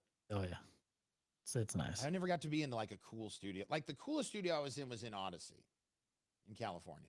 Yeah, you had big the- bay windows then there, didn't you? Mm-hmm. And then the thing that Odyssey screwed up, I understood what they were trying to do, but in practice, it was a failure. They basically made it so that any studio you went to in the company could be any studio in the building. Okay. So because of that, before we got there as a show, like they were trading off.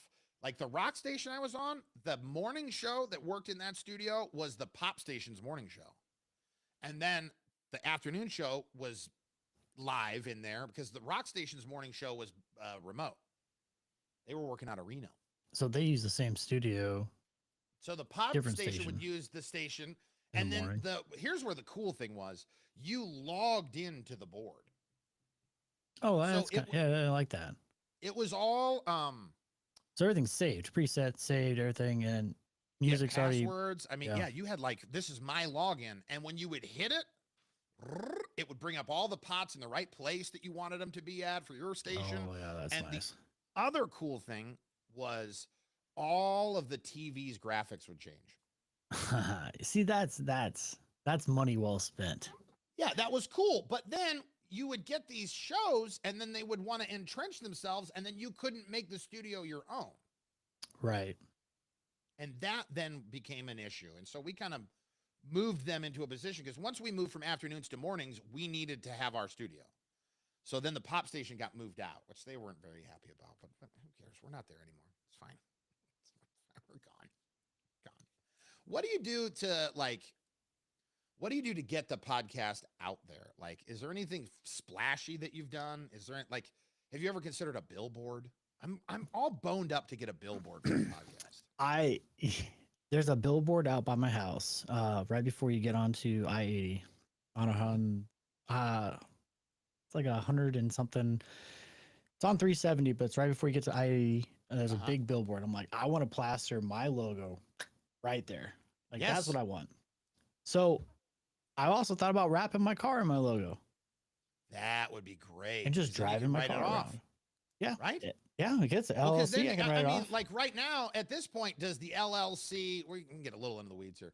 Like, does the LLC own the truck or the car? No, but it See, can. so that's what you do. But you it can. have the LLC buy the truck from you or the car from you, and Yep. then you wrap it, and then it is a business expense, and then you can write off the depreciation of the truck. Yep. I, It's 20. I say this like I know how to do any of this. But that's true. I mean, you're 100% right. There's a year, I'm pretty sure, in the last 3 years where I didn't file income tax in Nebraska. Like, I'm pretty sure the year, I shouldn't even say this. I don't care. No, they'll find you sometime. They will. I didn't owe anything. I think I was due like $5. So that's why they're not coming for me.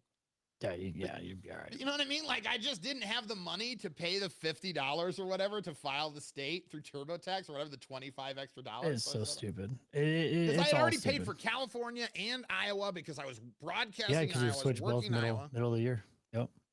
Yeah. Well, I'll look at it this way. I mean, I think I shared my Facebook page with all my friends, and I got I don't like 1,700 on Facebook. So I pushed out to everybody, and then I would wait a month, and then I re-push it back out to the people that didn't respond, and I'd keep doing it until I had all those people on one page. Oh my God, that's great. And then finally, now I'm down to like 3 people have not liked the podcast page. And I will be that annoying brother poking you in the face, but not really poking you, but I'm like close and I'm saying I'm going to poke you. And that's I'm just gonna what poke I did. And I shared it constantly. I was always on TikTok lives. Like I had to step away from TikTok live because I got banned. I think every time I went live, I was banned for 3 days. And so we Really? just stopped doing the TikTok live stuff. But I've been fortunate in that I haven't had a ban since I've started doing this. Knock on wood.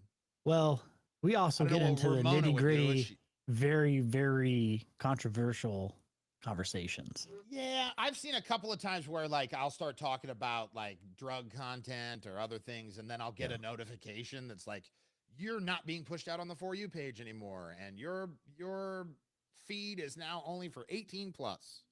We'll go sometime give it a check. Go to Spotify, look at the podcast, and I can't say the name of the episode, but you'll see it. You'll know why we got banned. And just the name alone got us banned because it's the first thing I read off, and boom, banned. I mean, it was instant. 30 seconds on live and we were done. Oh god damn it! I didn't want to hit that. We were done. So- because I forgot what keyboard I'm on. Yeah, Really, we- just from the moment you said it, banned. It was just the title. That was it. I mean, it's a great title. It's a great title, and it sparked some people on Facebook. But man, it was great, That's and awesome. and I don't regret it. You know, I don't regret anything I do on this podcast. I speak me, but I don't have political views. I'm not racist. I don't know what your sexuality is. Whatever. I Right. don't care. Yeah. Doesn't mean I'm not going to talk about it because Yeah. I like the subjects. Like it brings people engagement. Like I just love talking about the most random stuff. And it was something moon landing, and it was great. Oh my god, that's awesome. So I love that. I'm an open book, man, and I tell it how it is, and you like it or you don't. But I haven't got any bad feedback from the podcast. Like no one said, "Hey, this is horrible," you know. Uh-huh. So I Yeah, think I I'm haven't doing had, okay. I've had nothing but good said at this point. I haven't had anybody kind of complaining or anything. I have, like I said, my roommate, best friend, and collaborator Cam. He'll kind of come in and be like, "Hey, you should do this or don't do that so much." And Like I want someone to tell me, you know, hey, this thing Yeah. sucks. Like tell me. right. I want to know. I want honest Like, feedback. Please tell me. Like how bad did it suck? What part didn't you not like? Oh, the whole thing? Sweet. Tell me that. Right. Yeah. I want to know every nitty gritty detail. And it doesn't hurt me. Like I've started telling people at the gym that I've been going to. CrossFit? So yeah, I have to do Cam says I have to ding every time we talk about CrossFit there.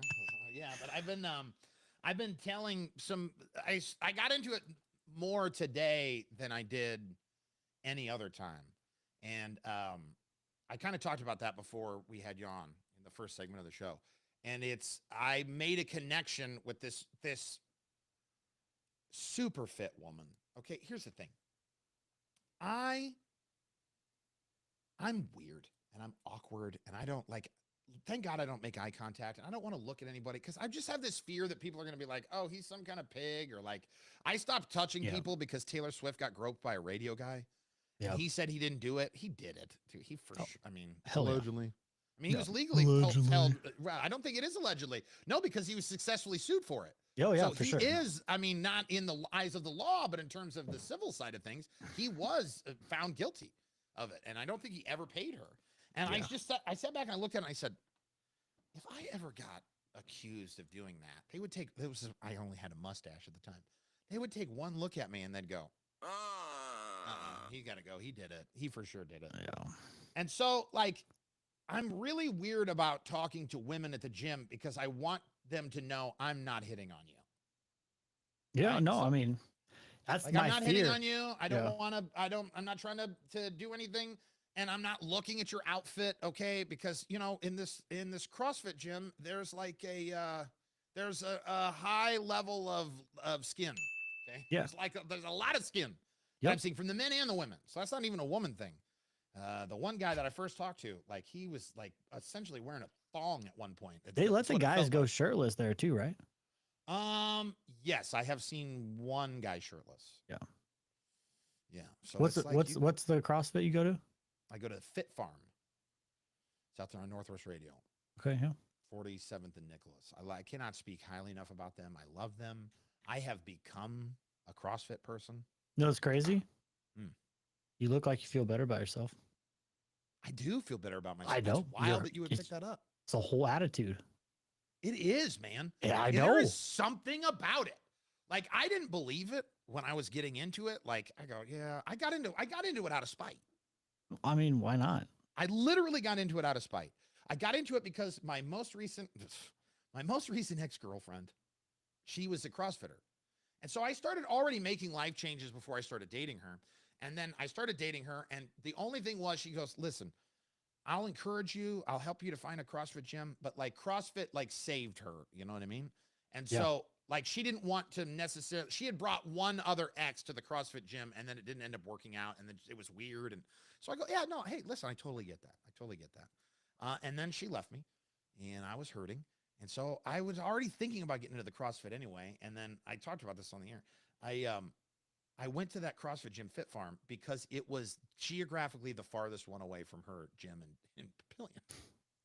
And I had this idea that I would become a fixture of the CrossFit community in Omaha. And then I would just be, not because I was good at it, but just because people liked me and because I was loud and people know me. People tend to know me. You know what I mean? Like once they've met me, they know me. And that's the bitch about having a name Nelson, right? Because it stands out. Nobody is named Nelson. I've met 2 legal first name Nelsons in my entire life. Nelson McCarty, he ran a Midas in the company I worked for. And then some random guy was like, your name's Nelson? My name's Nelson. I go, well, that's my last name. Sorry. I went to high school with one Nelson, first name. Don't hear it often. So. Yeah, it's not. You don't hear No. it. So it sticks out. And then you add to that I have a super unique voice and I'm a larger than life personality. People don't forget me. Oh. So I like see faces, but I'm horrible with names. It's the I'm worst. the same way. I can know somebody for years and just be like, I'm drawing Like a the blank. woman I was talking with today that I was kind of getting into about how I told her about the podcast. She's been following me on Instagram because here's what I love. Okay.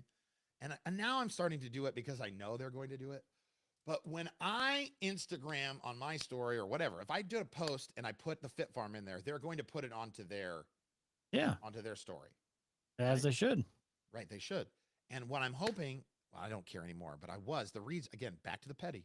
What I was hoping was because she had me blocked, I was hoping she had other CrossFit She would places. see it. My ex, yeah, She so would she see would it. still see how great I am. Look at me. You missed out.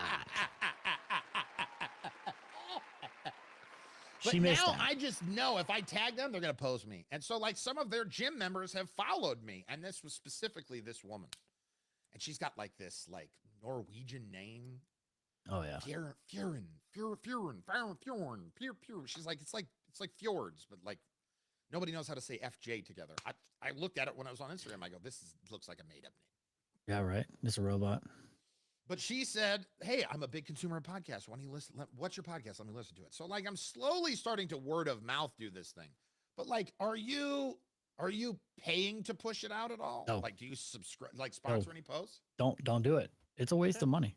Well, and I'm glad to hear that.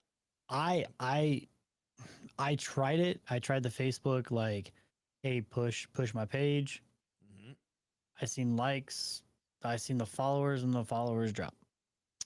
Didn't see the engagement on the podcast. And then I think one day I just said, screw it, I'm just going to do this Opus clip thing, and I'm going to get these, anywhere from 30 seconds to a minute videos, and I'm just going to clip it. And I'm going to clip. I'm going to post 3 times a day, separate them between an hour post on TikTok, and just see where it goes. Uh-huh. And I went from 270 followers when I got TikTok. I think I'm at 29,000 now. But I mean, it's not. God, that's awesome. But it's not like I'm not one of the big creators, so I don't average like millions of views. Are you in Thousands. the shop? Are you doing any TikTok shop stuff? Because you're big enough to be an affiliate. I do the affiliate stuff. I do the TikTok shop stuff. I do it. I don't know. The numbers those people are putting out, these random guys that are like, I made 59,000 last month. There's not a chance. They're doing it off of like promotion videos, and they're doing it off of product videos. They're not doing it off, hey, I posted this video, did really well. I was really creative and I did my own content. No, you borrow content, you used an object, you sold it on the platform. This is why you got the money. But even then, I just have a hard time believing that people are selling enough Echo Vision beaters to bring home $59,000 in a month. You bought one, right? But I bought it off of Amazon. But it made you buy it. So It that's the did make me thing. buy So it. think of do you ever see a hefty guy promoting that on like a live? Not on a live. No, just a video. Never a live. You're right. I never see it on a live. And the comments are always turned off on the video. Oh, I'll have to start paying attention to that. Like, look at that. I will. Because people don't want the criticism. And that's the thing is, Which I'm here for the criticism. but you Give have me to the have it. criticism. You have to Yes. have it. That builds your character. It builds you to be that person. If you want the social media spotlight, you can't be soft, man. I know. And I have been soft, but I've been soft in my diligence. So, like, I've already got through years of broadcast, I have the thick skin to take whatever everyone's going to sling at me and then reverse it. It's just I haven't been as committed to making sure that I'm getting it done right. And there's no right way to do it though. That's the thing. It's like do it your style, your way. There's a crowd out there that's gonna like your style, your way. And So you that's the brought- one thing that I had to figure out is do it my way. I like that. You touched on this a little bit because of you said, "Hey, I'm not much of a political guy. I don't really get into the weeds on that one." You had the one Yeah. podcast episode that got taken down based on the topic that you were going into. Yeah. And that leads me into this next little piece here before I let you get out of here. Yeah. Harv. And that's do you address the ICE raids? So I'm gonna get into it now. There were ICE by the way, today in Omaha, the 10th of June, when this is being recorded, there were raids all across the area, all across Nebraska, but heavily concentrated in the meat packing industries and things like that. South Omaha. Yeah, South Omaha was hit. They were in 24th Street, but there were some other areas too. Rotella had ICE agents. Yeah, it's anywhere, any meat packing plant, any big facility that required a lot of people A for lot of labor. people and aren't paying great wages and Yeah. are people who are hungry to come and work. And So I'm gonna tell you where I stand on the topic. I support anybody in this country, man. If Thank you're you. working, Thank you. you're working hard. I support it.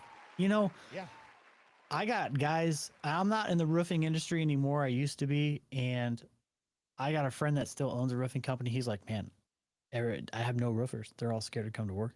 well, yeah, because it's like it's It's like as long Armageddon. as you don't leave the house. Well, here's the thing. I found a list of things that like people can help with, right? So you're saying you hear this news and you're going, well, what can you do to help your neighbor, right? Well, step one, you don't call the cops on them because their dog barks in Spanish. Okay. Yeah. So as soon as you hear the El Rough, then you don't call cops. But did you know this? You don't have to open the door to an ICE agent unless they have a warrant signed by a judge. A federal judge has Right. to be a federal judge. It I cannot didn't know it just was be at a. federal level. I It didn't has even know that. because it's a federal agent. It has to be at a federal Oh, yeah. judge level. So what they're doing is they're walking around with a warrant that's basically like you shouldn't do this. Yeah. And if you're dumb enough to let us in the house, we're legally allowed to do it, but we can't force ourselves into the house. No, they can't bust down the door. So a lot of people on TikTok, you'll see a lot of these videos surfacing of these young girls that were trapped in the room, and ICE agents are knocking on the door, and her mom's on the phone and said, "Just don't answer the door. They can't break down the door. They can't come in and get you." You know, another one this related to this, but not specifically about ICE. You know, another organization that does not have any kind of power actually, and that's CPS. Well, Child Protective Services has no actual teeth. The police are the teeth of CPS. if so they didn't have like- police, they wouldn't be able to do anything that they do. CPS cannot take your kids. No, there's no. CPS can recommend to the prosecutors and they can recommend to the county They, and the they state or cannot. whatever. That's why you see all these videos. They show to the house. He's like, "You ain't getting nothing. "Oh, You I'm ain't not getting my getting kids. You ain't coming to my house." kids." Oh. Right. But people don't know it. And if you say something convincingly enough, people will let you do it.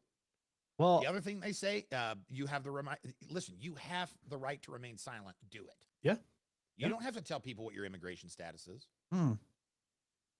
You, that's the as an problem. onlooker, can record to protect your neighbors and document potential abuses. Okay, so look at it this way, right? I told my wife everything that's going on. She's like, I'm literally fighting back tears. Parents aren't going to be able to show up, after work and pick up their kids. Some kids are at daycare. They get stranded at daycare because no one else is there to pick them up. And they're Americans because they were born here. Yeah. And So so their I'm whole like, family is going to get taken away. so I told her, I said, you know what? Be ready to adopt. I don't care. I will bring Amen. kids into I got kids. I feel different when I found out, like, now I'm thinking as a human being and not as just like a white male. You know what I mean? Right. Like Right. I But then the look people there on- and I'm like, I'm a family man and these kids aren't going, these kids, their parents are gone. And I love the people that will then throw, what do you got, the white guilt? I go, no, I've just got white realization, dude. It is still great to be a cis, hetero, white guy. Like, that's still top tier. That's still cheat mode. All right. But all of these other guys that when they'll say that, they'll go, oh, white privilege. And no, man, you have it. And you're upset because we're past peak white. Yeah. Like peak white was like 1955. That was like, you couldn't be it wasn't any better to be a white guy than in 1955. And then civil rights came in and all these angry white guys are like, I'm not giving up any blah, blah, blah. Right? They were forced into the positions we're in now. And now we're doing a backslide.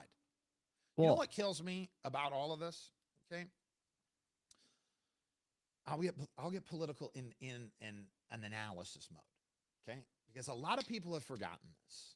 And whether you liked him or didn't like him or think that history remembers him better or worse, or is he a terrorist president or whatever, George Bush W. Yep. spoke fluent Spanish from the pulpit. He did whole rallies. A lot of people don't even realize this. George W. Bush can speak fluent Spanish, Yeah. conversational fluent Spanish. Yep. You could drop him in anywhere in Mexico and he would be just fine. Yep. It's like Tom Segura and Ben Affleck. Randomly, there's just these white guys that are fluent in Spanish. That's crazy. You would never believe it. And the reason why the reason why there were hanging chads, the reason all of that was because he got the Hispanic vote. You know, it's crazy. The current president now got the Hispanic vote. That's why he won. And He that's, got the I don't Hispanic understand. vote. Like, I And don't understand. he said, hey, I'm going to help you. Vote for me and we will take care of this in such a good way. And it's shifted. Because the Latino population are conservative. They tick every box except white skin. Yeah. They're big on family. Mhm. They're Farming. largely religious and Yep. of a Christian faith. Yep. Okay. They work hard. Now, this sounds like I'm vaguely racist as I'm saying they. But you know what I mean? Like, No, I mean, these are the facts. I have not met a white guy that can outwork the most average Latino guy. no, there's not a chance. Not a chance. It just isn't. No. And Have you ever seen a white roofer? No. And you never hear him. You never hear him complain. And if you either. do, they're taking a whole day, 2 days to do the roof when I got some buddies that will do it less than half a day and be done and done, and be cleaned done. up, ready to rock and roll the next one. Yeah, ready to move on. Like the backbone of of our economy is the Hispanic, the Latino population. And Well, a lot of times, the people who aren't being punished for it are the people who have put the companies need to be punished, not these people. Like Yep. you had said briefly before we get out of this, and I just wanted to bring it up because it was happening, and I think yeah, no, yeah. And I'm very much a show like I did on the radio. I didn't get into a lot of heavy stuff, but when it's something this big, I feel remiss to not talk about it. Certainly. I mean, it's across the whole country. You got reporters in LA getting shot with pepper balls, Oh rubber my balls. The God, New York reporter just got shot in the dome with one. I didn't see the dome shot. I saw the woman get shot in the leg. Oh, And the- yeah, I'll send you the other one. That's even worse. You watch the ball get bigger as it came to her head. Oh my God. And I say this tentatively, or like I say this, I don't know what the word I'm looking for is, but like, I'm glad that it happened to a foreign correspondent because it won't get covered up. Because she was like Yes. a Reuters Yes, or I like get the what one that you got mean. specifically shot in the leg. Yeah, I get what you mean. So because of that, she was broadcasting to a foreign news organization, Yep. and that is going to get pushed across the world. Yes. If it wasn't Reuters, Reuters will have it or has it already. And I already know what the argument in that specific video. If you haven't seen it, she's got a British accent and she's standing outside. She's what, in LA, right? It was during Yeah, the yeah. it was over She's in LA. right on Main Street down there. Yeah, one of the And streets. there's the protesters here, and then there's the ICE agents over here. And you see behind her just one guy. One guy lifts his gun up, and it looks like he aims it at her. And I guarantee you his response is going to be, I was firing at the crowd behind you. Yeah, no, that dude straight shot her specifically. Shot her. Which, by the way, is like almost a war crime. Like the press, it's been She it's been wasn't. She wasn't established- pushing. She wasn't pushing forward. She was sitting in one spot, just been- talking. It's been established the world over that the press are to not be harmed.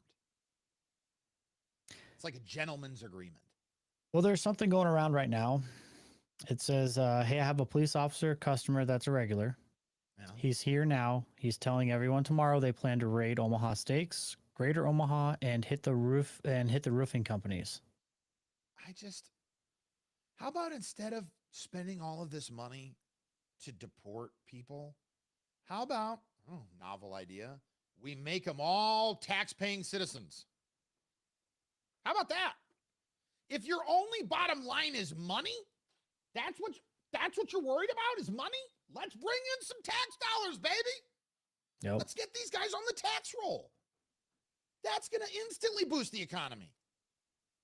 Oh my God. I don't understand it. I'll leave you with this. Uh-huh. I made a post. The influential individual is attempting to create division among us, so we must unify and safeguard our friends, family, and neighbors. Because as us now, it's the only thing that we can do to try to help. It's just going to Couldn't get have said it better crazier and myself. crazier. Couldn't have said it better myself. It's going to keep getting crazier. And if we don't, it's not even about, it's like, it's bigger than just our community, but we can only help our community now. Right. And that's what you can do. And you know what? I go back to this one all the time. Everybody love everybody, man. Everybody That's love what- everybody. You What got was, to. this, what was the basketball movie? That's what it was, right? It's Will Ferrell. What's the basketball movie? Oh, which one? Because he's in a couple.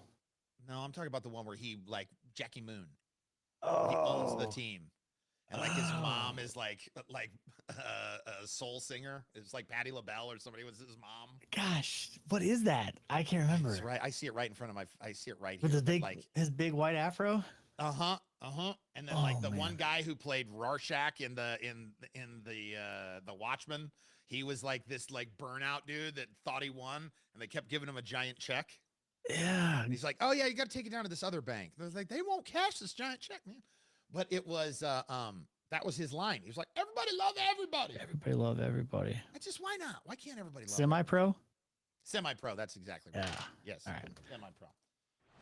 All right, Harvey. I Appreciate you. appreciate you being officially the second special guest.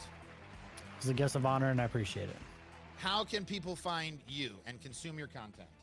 You can contact me at tyler@theshedcast.net. You can find me on all social media under the Shedcast LLC.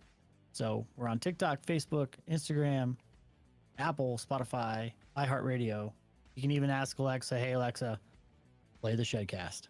I need to get on that tip. I'm gonna have to talk. One of these days, I'm gonna have to come over to that damn podcast house. I saved that one for you because I knew you liked that one. saved that I one for love you. it. Thanks so much for coming in, buddy. I I appreciate appreciate it. it. I appreciate all the support. Go and listen to the Shedcast. You got plenty of time. This podcast is only an hour. You want to be happy? You want to have some fun? You listen to the Shedcast. You listen to That's Just Nelson, and life is good. I'll have you on again, bud. We need to make sure this happens, and I want to get over onto Do your a podcast 2-show as well. collaboration. We'll be all right. Would love that. I would. That would be I good. would look forward to that, man. I appreciate all the help you've been in this. I look to you as a pro in this space, and so I you've been very appreciate it. magnanimous. And you gave me this microphone arm I'm using. Yeah, you like and it? I love it. Yeah. I love it so much. Yeah, I'm using it now. I use the same one. I It's love great. it. It's I great. love it. All right, brother. Thanks so much for coming in and Yep. and have a good rest of your week. And You go too, help man. your neighbor. Go All go right. adopt a couple of kids. I'm gonna try to. If you can give one to me, it'll be fine. I'll get you one. Yeah, I don't need a baby or anything. I'll take a 6, 7, 8-year-old. I'll take a set of 3. I'll take two brothers and a I sister. told. I Whatever. said whatever. Whoever needs a home, man. Whoever needs a good warm meal, they can come over here. We'll feed them. We'll love them. They'll be our own. We got space, baby. All right, brother. You, the host of the Shedcast. His name is Harvey, and he is a dear broadcast friend of mine, and I appreciate it so much that you were a part of this. Appreciate it. Don't bury the lead. That's coming up before the end of the show. And also, I want to get into what I've been obsessed with lately. Talk about an earworm. Think about this as we go into this. What was the last song that was stuck in your head? Because I got one I cannot shut off, and as soon as I play it for you, it's going to be stuck in your head as well. We'll do that when we come back. That's just Nelson. All right, brother. Appreciate it, man. Love it. Appreciate you. Hey, you want to see? You got 2 minutes before you want to do your other one? Yeah. I got plenty of time. I got nothing but time. Let me see if I can do this here. You're gonna see the whole thing.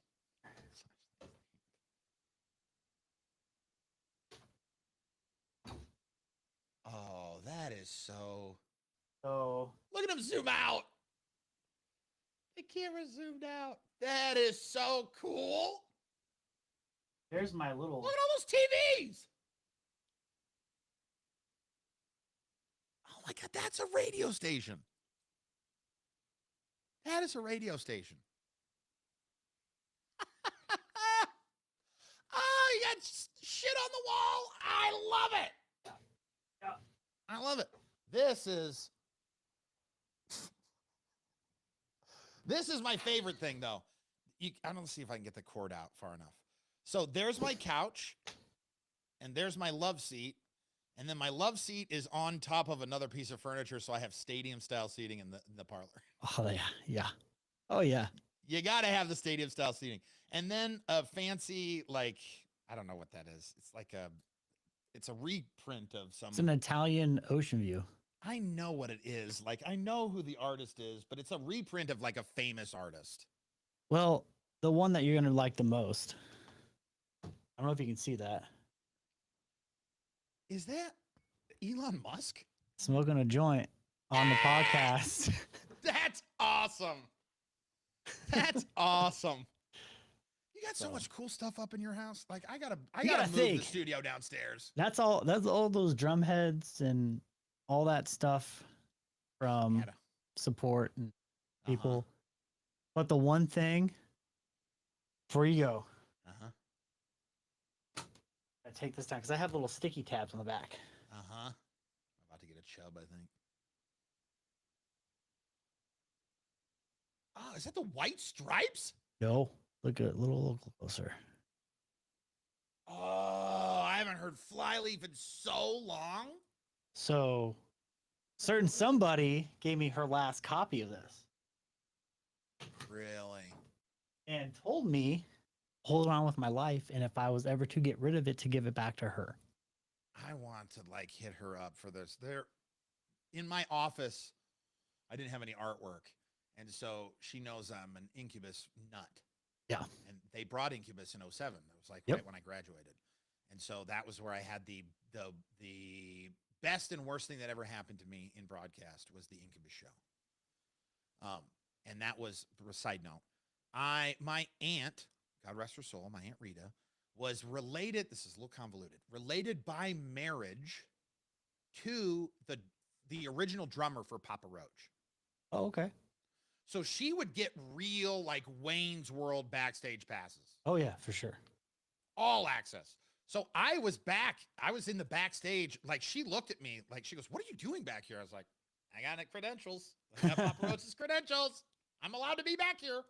And I saw the DJ from Incubus, DJ Chris Kilmore, and he was sitting on the back of a pickup on the backside of the stage there. Smoking a cigarette. And he was with a bouncer or whatever, a security team. And I walked up because I had access to everything. And I was just like, I'm like sweating and touching myself and I'm all nervous. And I go, "Oh, I'm so sorry. I don't mean to come off as an idiot fanboy." And without skipping a beat, the security guard goes, "Well, you're doing a great job of that." And arguably hilarious, right? As long as you're not the one person he's talking to. Yeah. I happen to be the one person he was talking to. And then add insult to injury because it was so funny. Kilmore laughed at it. I so, mean, like- that's a solid like 1-2 punch comeback. Oh my God. It was great. I was like, shut the lights off. The store is closed, man. Like I had nothing.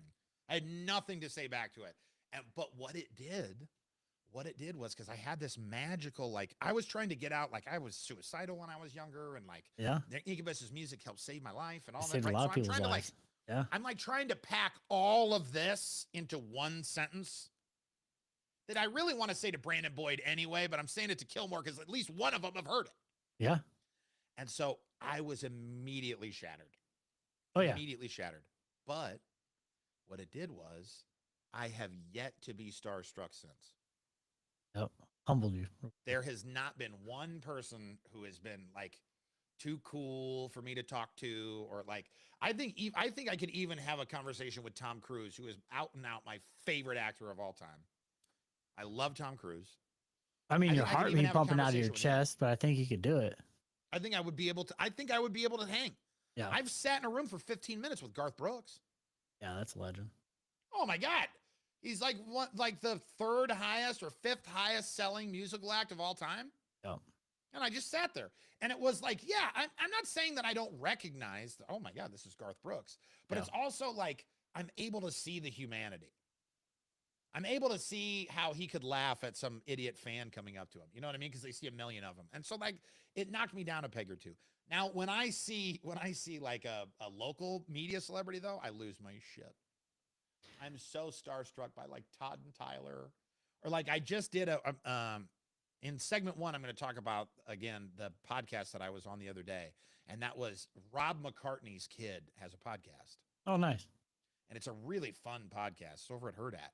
It's called Question Marks, and so I was invited to be a part of that, and it's Grayson McCartney and Rob McCartney, or as they say on the show, Grayson's dad, Grayson's dad. which is like. Talk about bearing the lead like that. Like, yeah, it's Grayson's dad, but he's also Rob McCartney. Yeah. Well, I will say, So I was like, I couldn't look at him. I could talk, I could hang. He was a super cool guy. It was so fun. He was not at all what I expected. He was so chill and like very well spoken. I get a news guy is gonna be well spoken, but he was off the cuff well spoken. yeah. He was not I read everything off of a prompter. Like he could roll with it, and he's witty, and he's so just great. He's a gracious guy and everything. But like I told Cam, because he was producing it, I go, I don't know that I looked at him one time. I was talking to him, I couldn't do it. I looked at Grayson. I looked at his son. I couldn't handle being that close to the TV. I've been watching you for years. Oh my God, he's so cool. I'll Well, leave you on this before I let you get out of here. I was at the river, and I was at the Hailstorm show. Yeah. And I saw who I thought was Todd. Of Todd. You could, you probably could. You probably would have. Probably I did. made it. It's even worse. It's even worse. I ran up to him. He was walking away. So like I'm at the bar at Stir, right? That one that's up under the overhang. Yeah.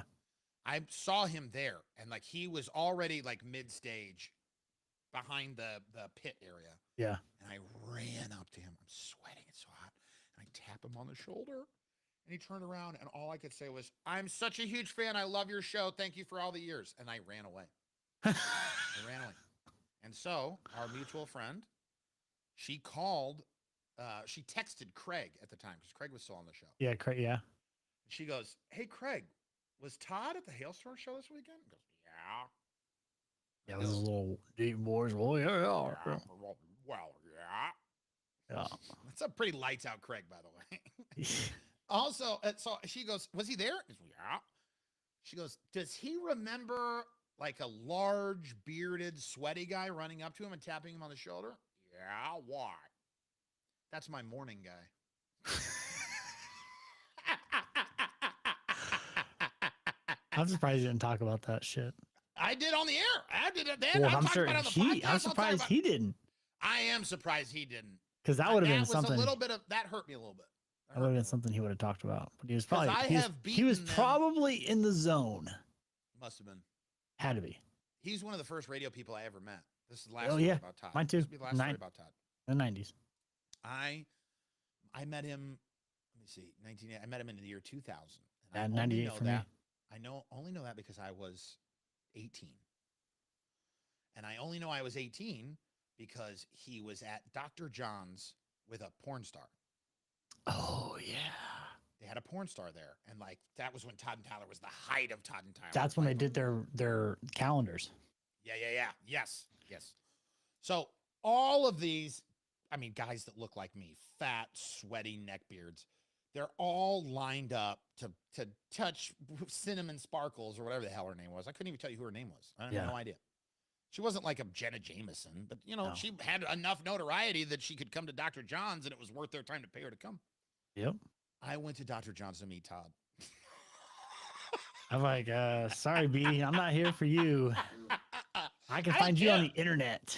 I don't care about that. Like, I don't need, that's fine. You're great. You're very beautiful. But what am I going to say to you? I don't know the touch of a woman at this point. And Yeah. so, like, it's not like I'm going to make the moves on a porn star. No, I wanted to see Todd. Make my moves on Todd. Yeah. Oh, and then I blew him. So it was fine. Yeah, you know, whatever. You got to. It's Todd. I mean, whatever.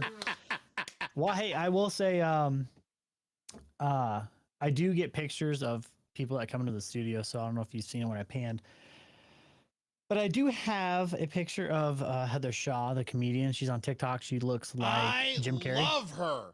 Yeah, so she signed I printed out a 8x10 photo of her in black and white, and kind of like how they do that on at the Funny Bone when they have all the pictures. Uh-huh. So I did that, and then I had her sign it, and she said "Stay GAY," and I signed her love name at the that. bottom. I love that. But she wore my shirt on when she was here in Omaha at the Funny Bone. I gave her a Nebraska button-up Hawaiian shirt when she got here, and she posted about it. Like, she put it on her snap. She's like, "I'm at a podcast. I'm in a studio. I don't know if he's gonna nix me, you know." And oh my God, that's so awesome. I love her so much. I just talked about her on the podcast a couple of episodes ago because I was asking somebody, I said, have you seen the lesbian that looks exactly like Jim Carrey? Yeah.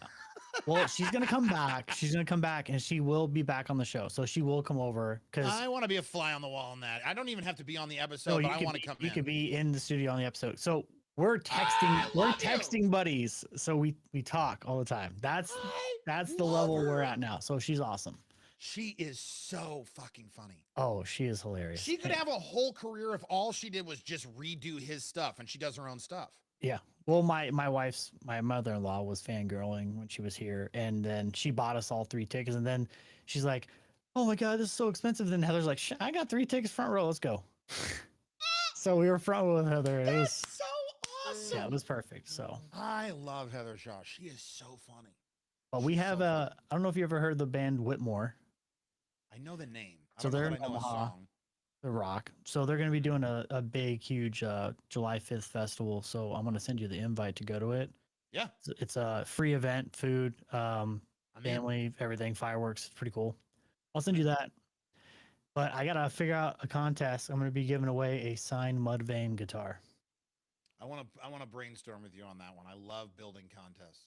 Because I love this is the stuff on radio that I do love. This is the thing- behind the scenes stuff that I love. is gorgeous. That is very pretty. Yeah. I made a fool of myself in front of Mudvayne, but it wasn't at Mudvayne. It was like because I was working at the river, and Mudvayne was at Rockfest, I think. Yep. That was the year that the Jelly Roll was there and all that. Yep. And what's his name from Power Man 5000 was in the I was back there where everyone was eating. So like Mudvayne is just sitting there, and I'm talking with a couple of guys from the band, not the lead guy, but a couple of other guys. And then I tried to make small talk with the guy from Power Man, and he didn't fucking hear me. And the entire room started laughing because they all watched me try and make small talk with him, and then Yep. he just walked out. And they're like, "Oh, embarrassing!" Eh. Well, I got to do some things with Shannon Guns, and so I might have some more stuff coming through signed by Mudvayne, because she's married to can't think of his name at the top of my head now, the lead singer, Mm-hmm. and so she has a very successful radio career on XM Radio. So Right. and that was the job I was trying to get on Lithium, but then my application got to the side and somebody else took it. So Yeah. it's all right. You would have been good on Lithium. Oh, one day I'll be out there. One day. I'm here for you, man. I'm always pushing that. I don't know that I know anybody at Sirius, but I know a couple of high level, like move makers now that I met in California. I'll send a message. The to problem see is if, no like, one, no one from Nebraska does Sirius radio because they just don't do it. Yeah. Everyone from I used California and to. Nevada, they have, yeah. So I we're gonna used try to bring it but back. Then, Like I just haven't picked it up because I've had other. But money it's that just I like need. internet radio. I can do it from my house, right here in my Right. room. Right. Well, Cable Guy was doing it out of Lincoln. Yeah. I mean, he was doing it from his studio in Lincoln as he had that blue collar comedy channel. Yep. So it's doable. I'll do it. But Amen. get out of here. Appreciate you. All right, brother. We'll talk soon. Talking with you. Yep. All right, later. for sure. I love him. He's so good. Good evening, my fine sirs. I'm sorry, I just missed that. Oh, that was 18 minutes ago. Sorry, Andrew. Holly. Oh, good. Holly, I'm not too late on. What are you doing over here, Holly? You left old TikTok, came over on Facebook. God, I love her. She's great. She's wonderful. Go follow Hollywood. Is that your handle on? What's your handle on TikTok? Give your handle out and I'll tell people. She's so cool. What do we have here? That's the Shedcast, and now we've got segment 1, right? So we got to go in and out. It's like a little backwards here. All right, 3, 2, and Ladies and gentlemen, the show is about to start. It's Nelson time. It's Nelson time. It's Nelson. It's Nelson time. Oh, if you want to know what's going on, it's Nelson time, yeah. It's Nelson. It's Nelson time. Oh, yeah. That's just like that. just Nelson. Don't talk over the voice guy, Nelson. How long you been in damn radio? Just like that. It's another edition of the steadily growing, not quite bacterial, definitely not viral podcast. That's just Nelson. A part of This used to be a radio network. This used to be a radio show network. You'd think I would get my own. It's my company, and I don't even know what the hell it's called. This used to be a radio show. Now it's a podcast. It's a podcast called That's Just Nelson. Now, things are growing, man. Things are moving right along. You know, we had the first ever special guest on the show, on the Friday show that got released on Monday, which was supposed to come out on Friday. Whatever. Well, we got another guest today. Okay, we have the second ever official guest coming up. We'll do that next segment. We're going to be welcoming on a buddy of mine in broadcast named Harvey. He runs The Shedcast. So if you're going to go check him out, make sure you're The Shedcast. He's a LLC. The Shedcast. Okay. There's not just Shedcast, not Shed K. It's not Cast Sheds. The Shedcast. And we'll get more into that. We'll dive in. There's a couple of things I want to pick his brain about. And I've never really had a chance to like sit down with him and like talk broadcast. We've just kind of been in the same circles. So I'm enamored with him. I'm enamored with his success, and I would like to emulate some of it for my own show. So you know what I mean? That's what you do. You steal. You steal. And people are happy to do it. So today it was like a mixed bag of stuff for me today. Okay. Question off, I'm very excited because my episode of the Hot Herdat Media podcast with Grayson McCartney, that debuts today. As you're listening to that, if you listen to this, you can go listen to Question Marks. You can hear Nelson in a whole other format with Grayson McCartney, Grayson's dad, Rob McCartney, and my roommate, best friend, frequent collaborator, and sometimes co-host of the show, Cam. And it is a blur. I sat in that room for, I don't know, it had to be hour? 2 hours? Have you returned from the laundromat? How long were we doing that show? 2 hours? Yeah, it was like 2 hours. You know, it was a blur. It was a blur. I had so much fun. It's such an interesting like setup. Grayson comes up with these questions, and they're like they run the gamut of things. Like, and then he hoodwinked me. He head faked me. I got you, Grayson. I'm gonna get you back, Grayson. because he was asking me questions before we started recording. And he was like floating some of his question ideas. And I was like, oh, that question? Ask that. I have a perfect answer for it. And then he did, but he changed it so that my answer did not fit. And so I had to come up with, I think he thought he was going to catch me off guard, but Daddy was ready. Okay. Daddy was ready to, Hoochie Daddy season. yeah, I was ready to lay down Hoochie Daddy season on him. Okay. So Grayson, you think you got to wake up a little earlier in the morning. You're going to pull one over on old Nelson. That's exactly right. So that will be available on Spotify and just everywhere. The same places that my show is available. Question Marks with Grayson McCartney and Cast. Okay. So I'm so excited. I can't wait to go back. I didn't make a fool of myself. I don't think. I didn't say anything too out of pocket. Now, I have talked about this several times on this show, and it'll be something that I talk about forever. I am not starstruck by anybody but local celebrities. And that has to do with a horrible event I don't even want to get into. Just, I made an ass of myself in front of my favorite band ever. And the moment that I did that, that was all I needed. And then I was cured of starstruck. But it did not work. It did not hold true for me for local celebrities. Just local celebrities, I think they're just grandfathered in for me. You know what I mean? Like newscasters, and like, because I've met newer newscasters that have come up since I don't get starstruck by famous people, and now I feel like a compatriot. I feel like I'm on the same level as them, a peer, as it were. And so I'm less wigged out by it. Okay, but still, Grayson's dad, I had a hard time. I had a hard time maintaining it. I think I did an all right job. I think I was cool. I mean, I've never been cool. Okay, so let's dial that all the way back. But I think I was cool. I think I maintained low tones, you know? Maintain low tones. I didn't make any eye contact with him. Not that I make eye contact with anybody real well, but I definitely did not look at him as I was talking to him because I didn't want to start like just drooling. So that episode is out. As you're hearing this podcast on Spotify or Apple, their podcast episode is out as well. That's Question Marks. That's all part of the Hurrdat Media company. I believe Hurrdat One.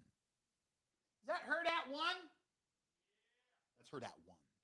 And I can't speak highly enough about the team over at Hurrdat because I watched them build it from the outside. I was still on the radio, but some of my closest companions in broadcast got blown out, and then they built a podcast network, and then this sports network and entertainment network, Hurrdat, said, you know what, we want a podcast network. Instead of building this from ground up, let's take this very successful product and let's fold it into our company. And thus it was born. And I just could not be more proud of everyone that's working over there. Not that I rank, not that I matter, but just like I'm so excited to see so many of my friends in broadcast thriving. And so it was a pleasure. It was nice to get into a podcast only studio. I've been into their studios a couple of times, but I've only been able to record in there one other time. And that was with, again, my longtime collaborator, best friend, and roommate, Cam. He had a podcast that they had over there. But yeah, it's Question Marks, and it's out. It's out. It's available. As you're hearing this, it is available. So you got that going for you. So today, I didn't start the day off on a good foot. I didn't. Yesterday, and yes, we're going to talk about CrossFit, Cam, so I got the ding ready. Ding, ding, CrossFit, ding. But I had CrossFit today, as I have CrossFit every day, basically. There's like, Sunday, there's no CrossFit because they don't have an open thing, so I take the rest day on Sunday. But first off, I am nuts for this CrossFit. I love this Fit Farm that I'm going to. Okay. Bex and her husband, they own it. And I just, every day before I leave, I just go, Bex, I love your gym. I'm starting to make friends. Okay. And luckily, things turned around very quickly for me once I got to CrossFit. But the reason I went to a different class today. So they got classes throughout the day, right? There's like a 5:30, a 6:30, a 9, 12:30, and then I think a couple in the afternoon, right? And there's open gym in between there at the Fit Farm, by the way. Go check them out. But before that, I got like a hitch in my giddy up in my shoulder. There's something going on in my shoulder. And I think there has always been something going on in my shoulder. Like, I think more than a decade ago, I had a tear in my rotator cuff, and now it's just going to be a nagging injury forever, right?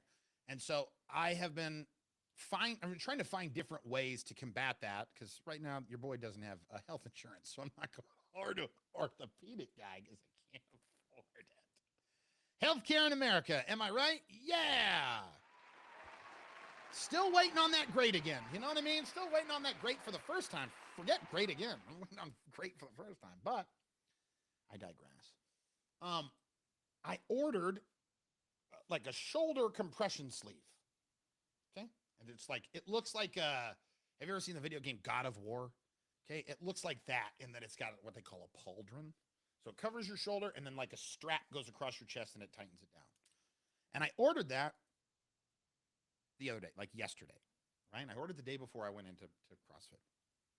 And so as I'm getting things ready, I needed protein powder, right? Because I'm out of protein powder, and I needed this shoulder thing.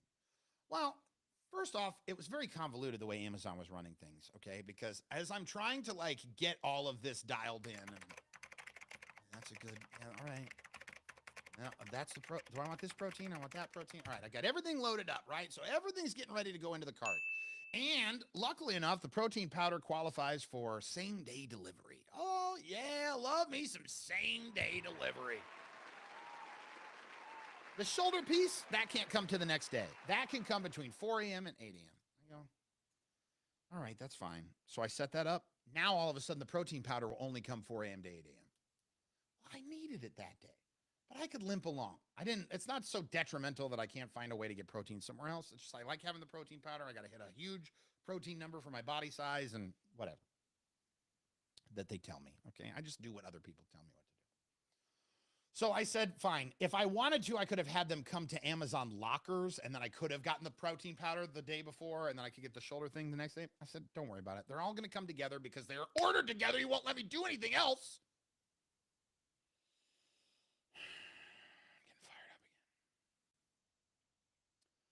I wake up, I'm going to the early CrossFit class because the day before, Monday, I went to the 9 o'clock class like I normally go to, but then I had my schedule messed up and I thought I had therapy at 10 o'clock. So I got out of the class early and I didn't do any of the cool down stuff. I did all the workout of the day, but then I had to move on. As I'm driving to my therapist, sweaty and panicking because I don't have a shirt, I realized Monday, my therapy's not till Tuesday. Which is why I thought on therapy day I was going to go later. Well, I don't want to go to the noon class. So I'm going to get up, get my ass out of bed. I'm going to go to the 6:30 class. Great. And I wake up. I see delivered. Ding. Oh, yes, it's here. Yay. Yay, my stuff is here out on the porch. I go. I open the door. I grab the bag. There's only the protein powder. What?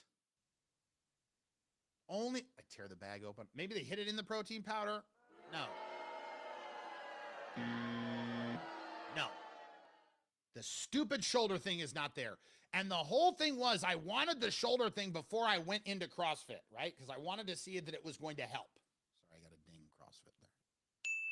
I don't ding every CrossFit, but just like every 30 seconds as I say the word again, I have to. I think legally is what my buddy Cam said. So I'm upset. Okay. And Daddy's been going through some stuff lately. And so I've had like a running level of anger that I haven't had in a long time. It's kind of just been boiling underneath the surface. And when I was a much younger man, this was a much harder thing to get over. But before I found out I was diagnosed ADHD and I've got all this chronic depression, there was something that I self-diagnosed about myself. It's too many selves. And that was something they call intermittent explosive disorder. And the way that I found that was actually on a comedy website. If anybody remembers cracked.com. Cracked.com would then, I think, give way to College Humor, or at least like a lot of guys at Cracked became a part of College Humor. I think College Humor bought Cracked. And then eventually College Humor would stop being a website, and now they're just Dropout. They're like their own TV network, which they're hilarious, but it's beside the point. By the way, it's not besides the point. Smack the hell out of anyone who says besides the point. It's not. It's beside the point. We're the protectors of the English language. Okay, I'll get off it. That's beside the point. But the list was 5 douchebags that you run into in real life and what's actually wrong with them. And what I have, the intermittent explosive disorder, was labeled as the guy who starts fights in bars, which has very much never been me. I'm not start fights in bars guy, but I will tell you, yes, I do get angry. And the whole thing about intermittent explosive disorder is it's rage, okay, that's grossly disproportionate to the inciting event. And then it's followed by, once the rage is snapped, then it is the lowest low. It's like depression level low. Okay? So you go from the highest high of rage down to the lowest low of sad and hating yourself and all this, right? But that snaps the rage. And the rage happens so fast. It's so ridiculous, and I can't hide it. And I was talking on the phone with someone as it was happening, and I could feel myself going, hey, I got to get off the phone with you because I'm like 3 seconds away from not being able to control this because I'm so damn mad that this stupid shoulder thing didn't come in, and I don't want to go to CrossFit at noon. I want to go to CrossFit at 9. I want to go to CrossFit at 6:30. Thank you. There's the CrossFit ping. So I'm just going to put my kinesiology tape on. Oh, no, I have it on. But I put it on my shoulder and then I go from there, right? So I'm going to make a go of it. But before then, I smashed a bottle of vitamins. Because that's just it. Like, these guys, they get it and then they get into bar fights and they feel bad about it. Well, I don't hit people. It's not my MO. I can't remember the last time I was in a fight. I think the last time I punched someone in the face with my fist, I was a teenager at best. I don't even know that I was a teenager, okay? I didn't fight in high school. It was like junior high, right? I'm a 43-year-old man. I don't get into fights. But what I will do is smash things. I will punch something until it breaks. So it's not like I'm not a wuss. It's just I'm not going to hit people. I don't have any reason to. Everybody love everybody. I don't have any reason to hit anybody. But so what I would do is I would break something, and that would be something important to me, and then that would bring on the shame. So what I started doing was, instead of breaking things that were important to me, I started hitting things that didn't break. And then when my hands would hurt so bad that I couldn't move them, then that would be enough to get me to knock it off, right? Today, I felt it bubbling up because I was so mad about the shoulder and why isn't it in here? And so I took my bottle of daily vitamins, my great value daily vitamins, and I smashed them against my dresser like a real man. You know what I mean? Like a real mature adult. Thank you very much. Thank you. Yes. Like real men do. So stupid. Now I have a bunch of half pills because they all snap, thankfully, neatly in half, but the bottle's all mangled up, and it's a lot. So I'm already riding on a wavelength that I don't want to be on as I'm heading over to the gym to go do my CrossFit workout of the day. My WOD, as it were. I don't think it was called a WOD today. I don't know if they're all WODs. I don't know enough about their terminology yet. But one thing I did notice that was a stark contrast to my 9 o'clock class, tons of people came up and talked to me. Now, I've been making some various small talk in the 9 o'clock class, but I've been still staying pretty close-knit. Because the thing about me is I am painfully socially awkward to the point where I can't stand being in a room full of people that I don't know. If I know one person in any room, I'm fine at that point, because very much like a viral infection, COVID Nelson, I will spread. And I know how to spread. I know as soon as I get that first person unlocked, you always try and find somebody who's got a couple of other friends. I'm going to spread to their friends, and then I have a maneuver. Like, as I'm starting to tell my story, I'll start looking around because I make bad eye contact anyway. I'm giving you all my inside baseball, right?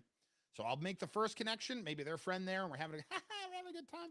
And then I'll proceed to get a little bit louder so I know other people around can hear what's going on. And then I'll just kind of look around, and every once in a while I'll catch eye contact with somebody who's on a periphery, and I'll go, nah, let's fold you into this. Let's fold you into this nonsense, right? Otherwise, I hate it. I hate it. And people go, wow, I see you all the time at parties and all this stuff. Yeah, well, most of the time I was probably drunk or I was doing some kind of drugs.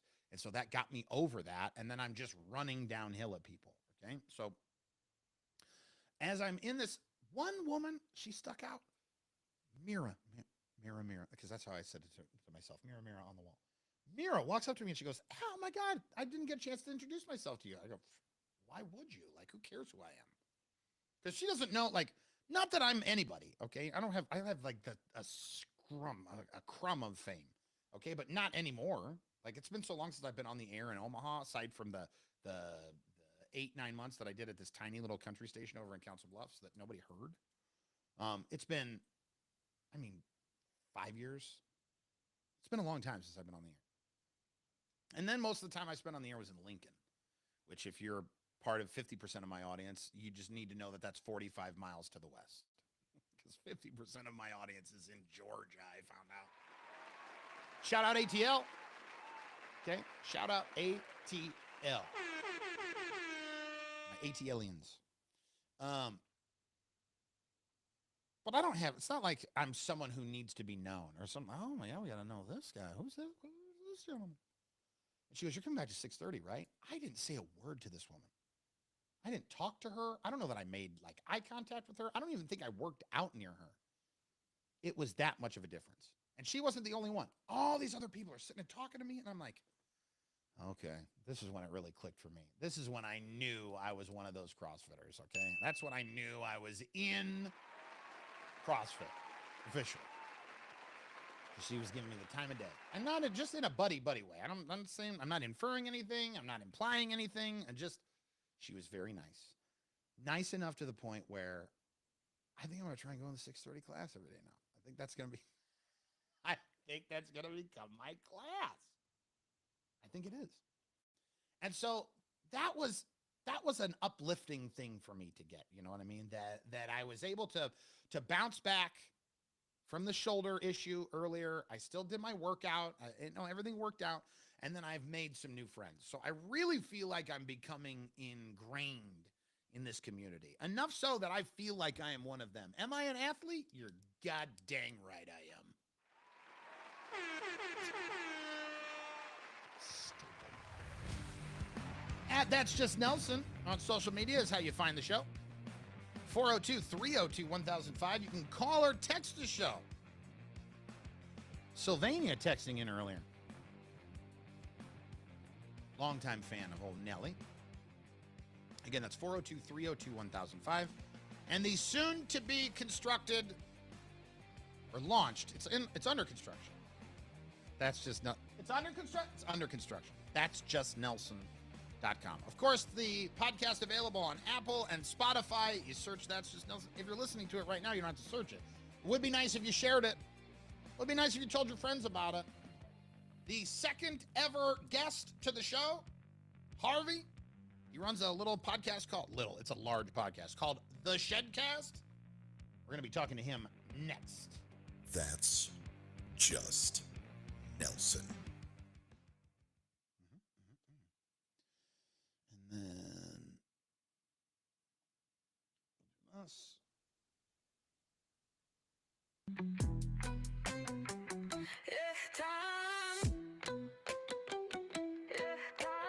Peanut butter Nelly time. Peanut butter Nelly time. Come on, let's go.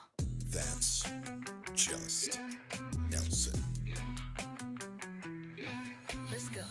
Let's go. Peanut butter Nelly time. Peanut butter Nelly time. Butter Nelly time. Come on, let's go. At That's Just Peanut Butter Nelson. 402-302-1005. That's the number to the show. Of course, Monday through Friday, new episode, Apple and Spotify. Tell your friends about it. Share it. Maybe give me a little comment, perhaps. 5-star ranking if you would. I'm just saying, I'm not saying, but I'm saying.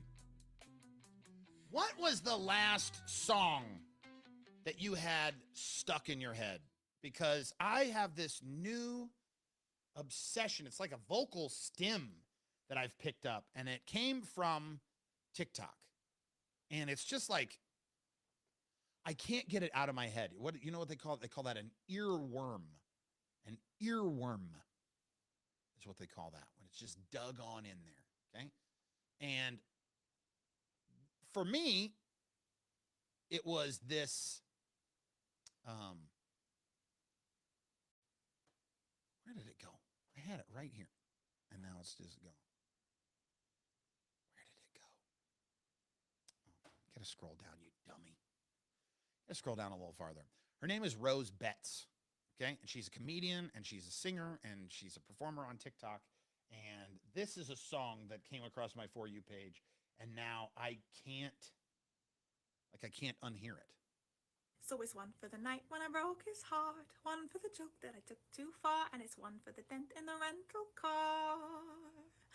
The doodles I done do, I got doodles I done do, and doodles I done make. And then if that wasn't bad enough, like if that wasn't already stuck in my head, then Omaha's very own, she's not originally from here, but she's ours now, Elise Myers, who has finally come back to TikTok and to social media after taking a break. Which, by the way, if you're an Elise Myers fan or you know who she is, stop asking if she's getting a divorce. She's not getting divorced. She just doesn't post a bunch of crap about her family because she's trying to protect them.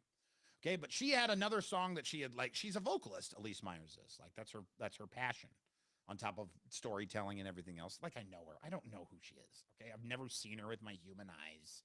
I just live in the same city that she does. Not even really. I think she lives in Bellevue. Which doesn't matter. It's just on the outside of Omaha. But she got in on this, and now it's Oh, extra it's one stuck for in the my night head. when I broke his heart, one for the joke that I took So that's too still far, Rose and it's Betts. one for the dent in the rental car. The doodles I done do, I've got doodles I done do, and doodles I done make. It just scratches a piece of my brain that I love.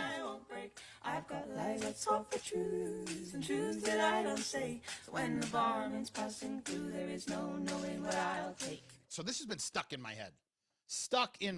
And you know, I'm very much on social media all the time. And so I like once a week, I like to kind of dig into some of the stuff that I've been really like crushing on, I guess, like stuff that's just been, I don't know, I can't get enough of it. And one of the people also that I've been consuming a ton of content from is this guy. By the way, that's Rose Betts Music. That's how you can find her on TikTok. But there's a comedian named Jonathan Kite. Okay. And the only thing unless you know of him as a comedian, the only thing you've probably seen Jonathan Kite in is he plays the foreign line cook in Two Broke Girls. It's like Olaf or Oleg or whatever. I've watched it a few times, but like he's the foreign guy that's the line cook, right? But he's not. He's just some white dude like from America, right? But he puts on an accent. He's funny and he's very funny in it. Well, he has come into his own. He does a lot of impersonations. And so he's got a ton of great impersonations. But when I tell you that he has landed himself in the upper echelon of impersonations, it is with this impersonation that he does of Anthony Bourdain. You remember Anthony Bourdain, No Reservations, right? He's just he's got a very unique voice, and he would go to like little hole-in-the-wall restaurants and everything, right? So he's turned Anthony Bourdain's shtick, God rest his soul, because Bourdain's not with us anymore. He's turned Bourdain's shtick on its ear because he goes to like popular chain restaurants. Here's a little piece of Jonathan Kite. To America's landlocked love letter to suburban seafood, Red Lobster. I mean, already right there. If you're not watching this, if you're not on Jonathan Kite on TikTok, you would assume this is Bourdain. Where Atlantis meets Elastic Pants, Deep Sea meets Deep Fryer, and everyone's finding Nemo. Delicious. It's high calories on the high seas. Once upon a time. He's got his entire, like, he completely embodies him, and then he dresses like him, and then he is at Red Lobster right now as he's doing this. You can see people in the background, like, looking at him funny. Like, obviously, he probably asked for permission to do it, but, like, even Red Lobster commented, because they need all the help they can get at this point, but they're like, we can watch this all day. Time, Odysseus had to wrestle mythical monsters before savoring a bounty this sacred. Today, your biggest battle is staying awake after succumbing to the siren song of the Cheddar Bay biscuits. Warm, golden seductresses whose buttery whispers could lull Poseidon himself into a carb-induced coma. I mean, it's exactly Bourdain. He even phrases things the way Bourdain would phrase them. So if you're looking to lose a little bit of time, he does a ton more stuff than that, all right? But his name is The Jonathan Kite on TikTok. I suggest that you go check him out. And then lastly, before we turn our attention towards Don't Bury the Lead, this is another one of those earworms, and it like I don't know, it just scratches just a perfect spot in my little brain. Okay. And it's this woman, her name is Lauren Paley, Paley, and she's doing a series of videos called How I Think a Disney Princess Would Sing. So she's in like that viral milkmaid dress and everything, right? And so she's dressed up like Belle, essentially, not in the ball gown, but you know what I mean. And this is her take on Sugar We're Going Down by Fall Out Boy. Singing popular songs how I think a Disney princess would That's sing. what I said, Lauren.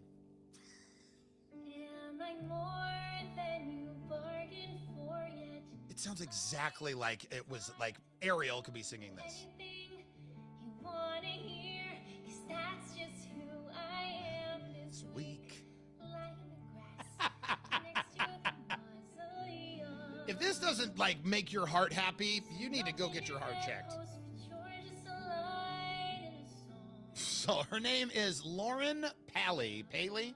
Lauren spelled normal, Paley, P-A-L-E-Y. And that's, that's just some of the stuff that I am hyper fixated on social media right now, specifically TikTok. So go check him out. Again, The Jonathan Kite, Lauren Paley, and Rose Betts Music. The doodle she done dude. Don't Bury the Lead. That's coming up. Have you liked the show yet? Have you liked any of the social media? Just pick one. That's Just Nelson. Let's make it happen. You're listening to That's Just Nelson. All right, guys, I got to take a little bit of a break here because I've been doing this for 3 hours at this point. So you can catch Don't Bury the Lead and the close of the show on the podcast. This will be the only time you don't actually get it live tonight. Okay, so that will be released here shortly. And I hope you guys all have a good time. Thank you so much for joining me.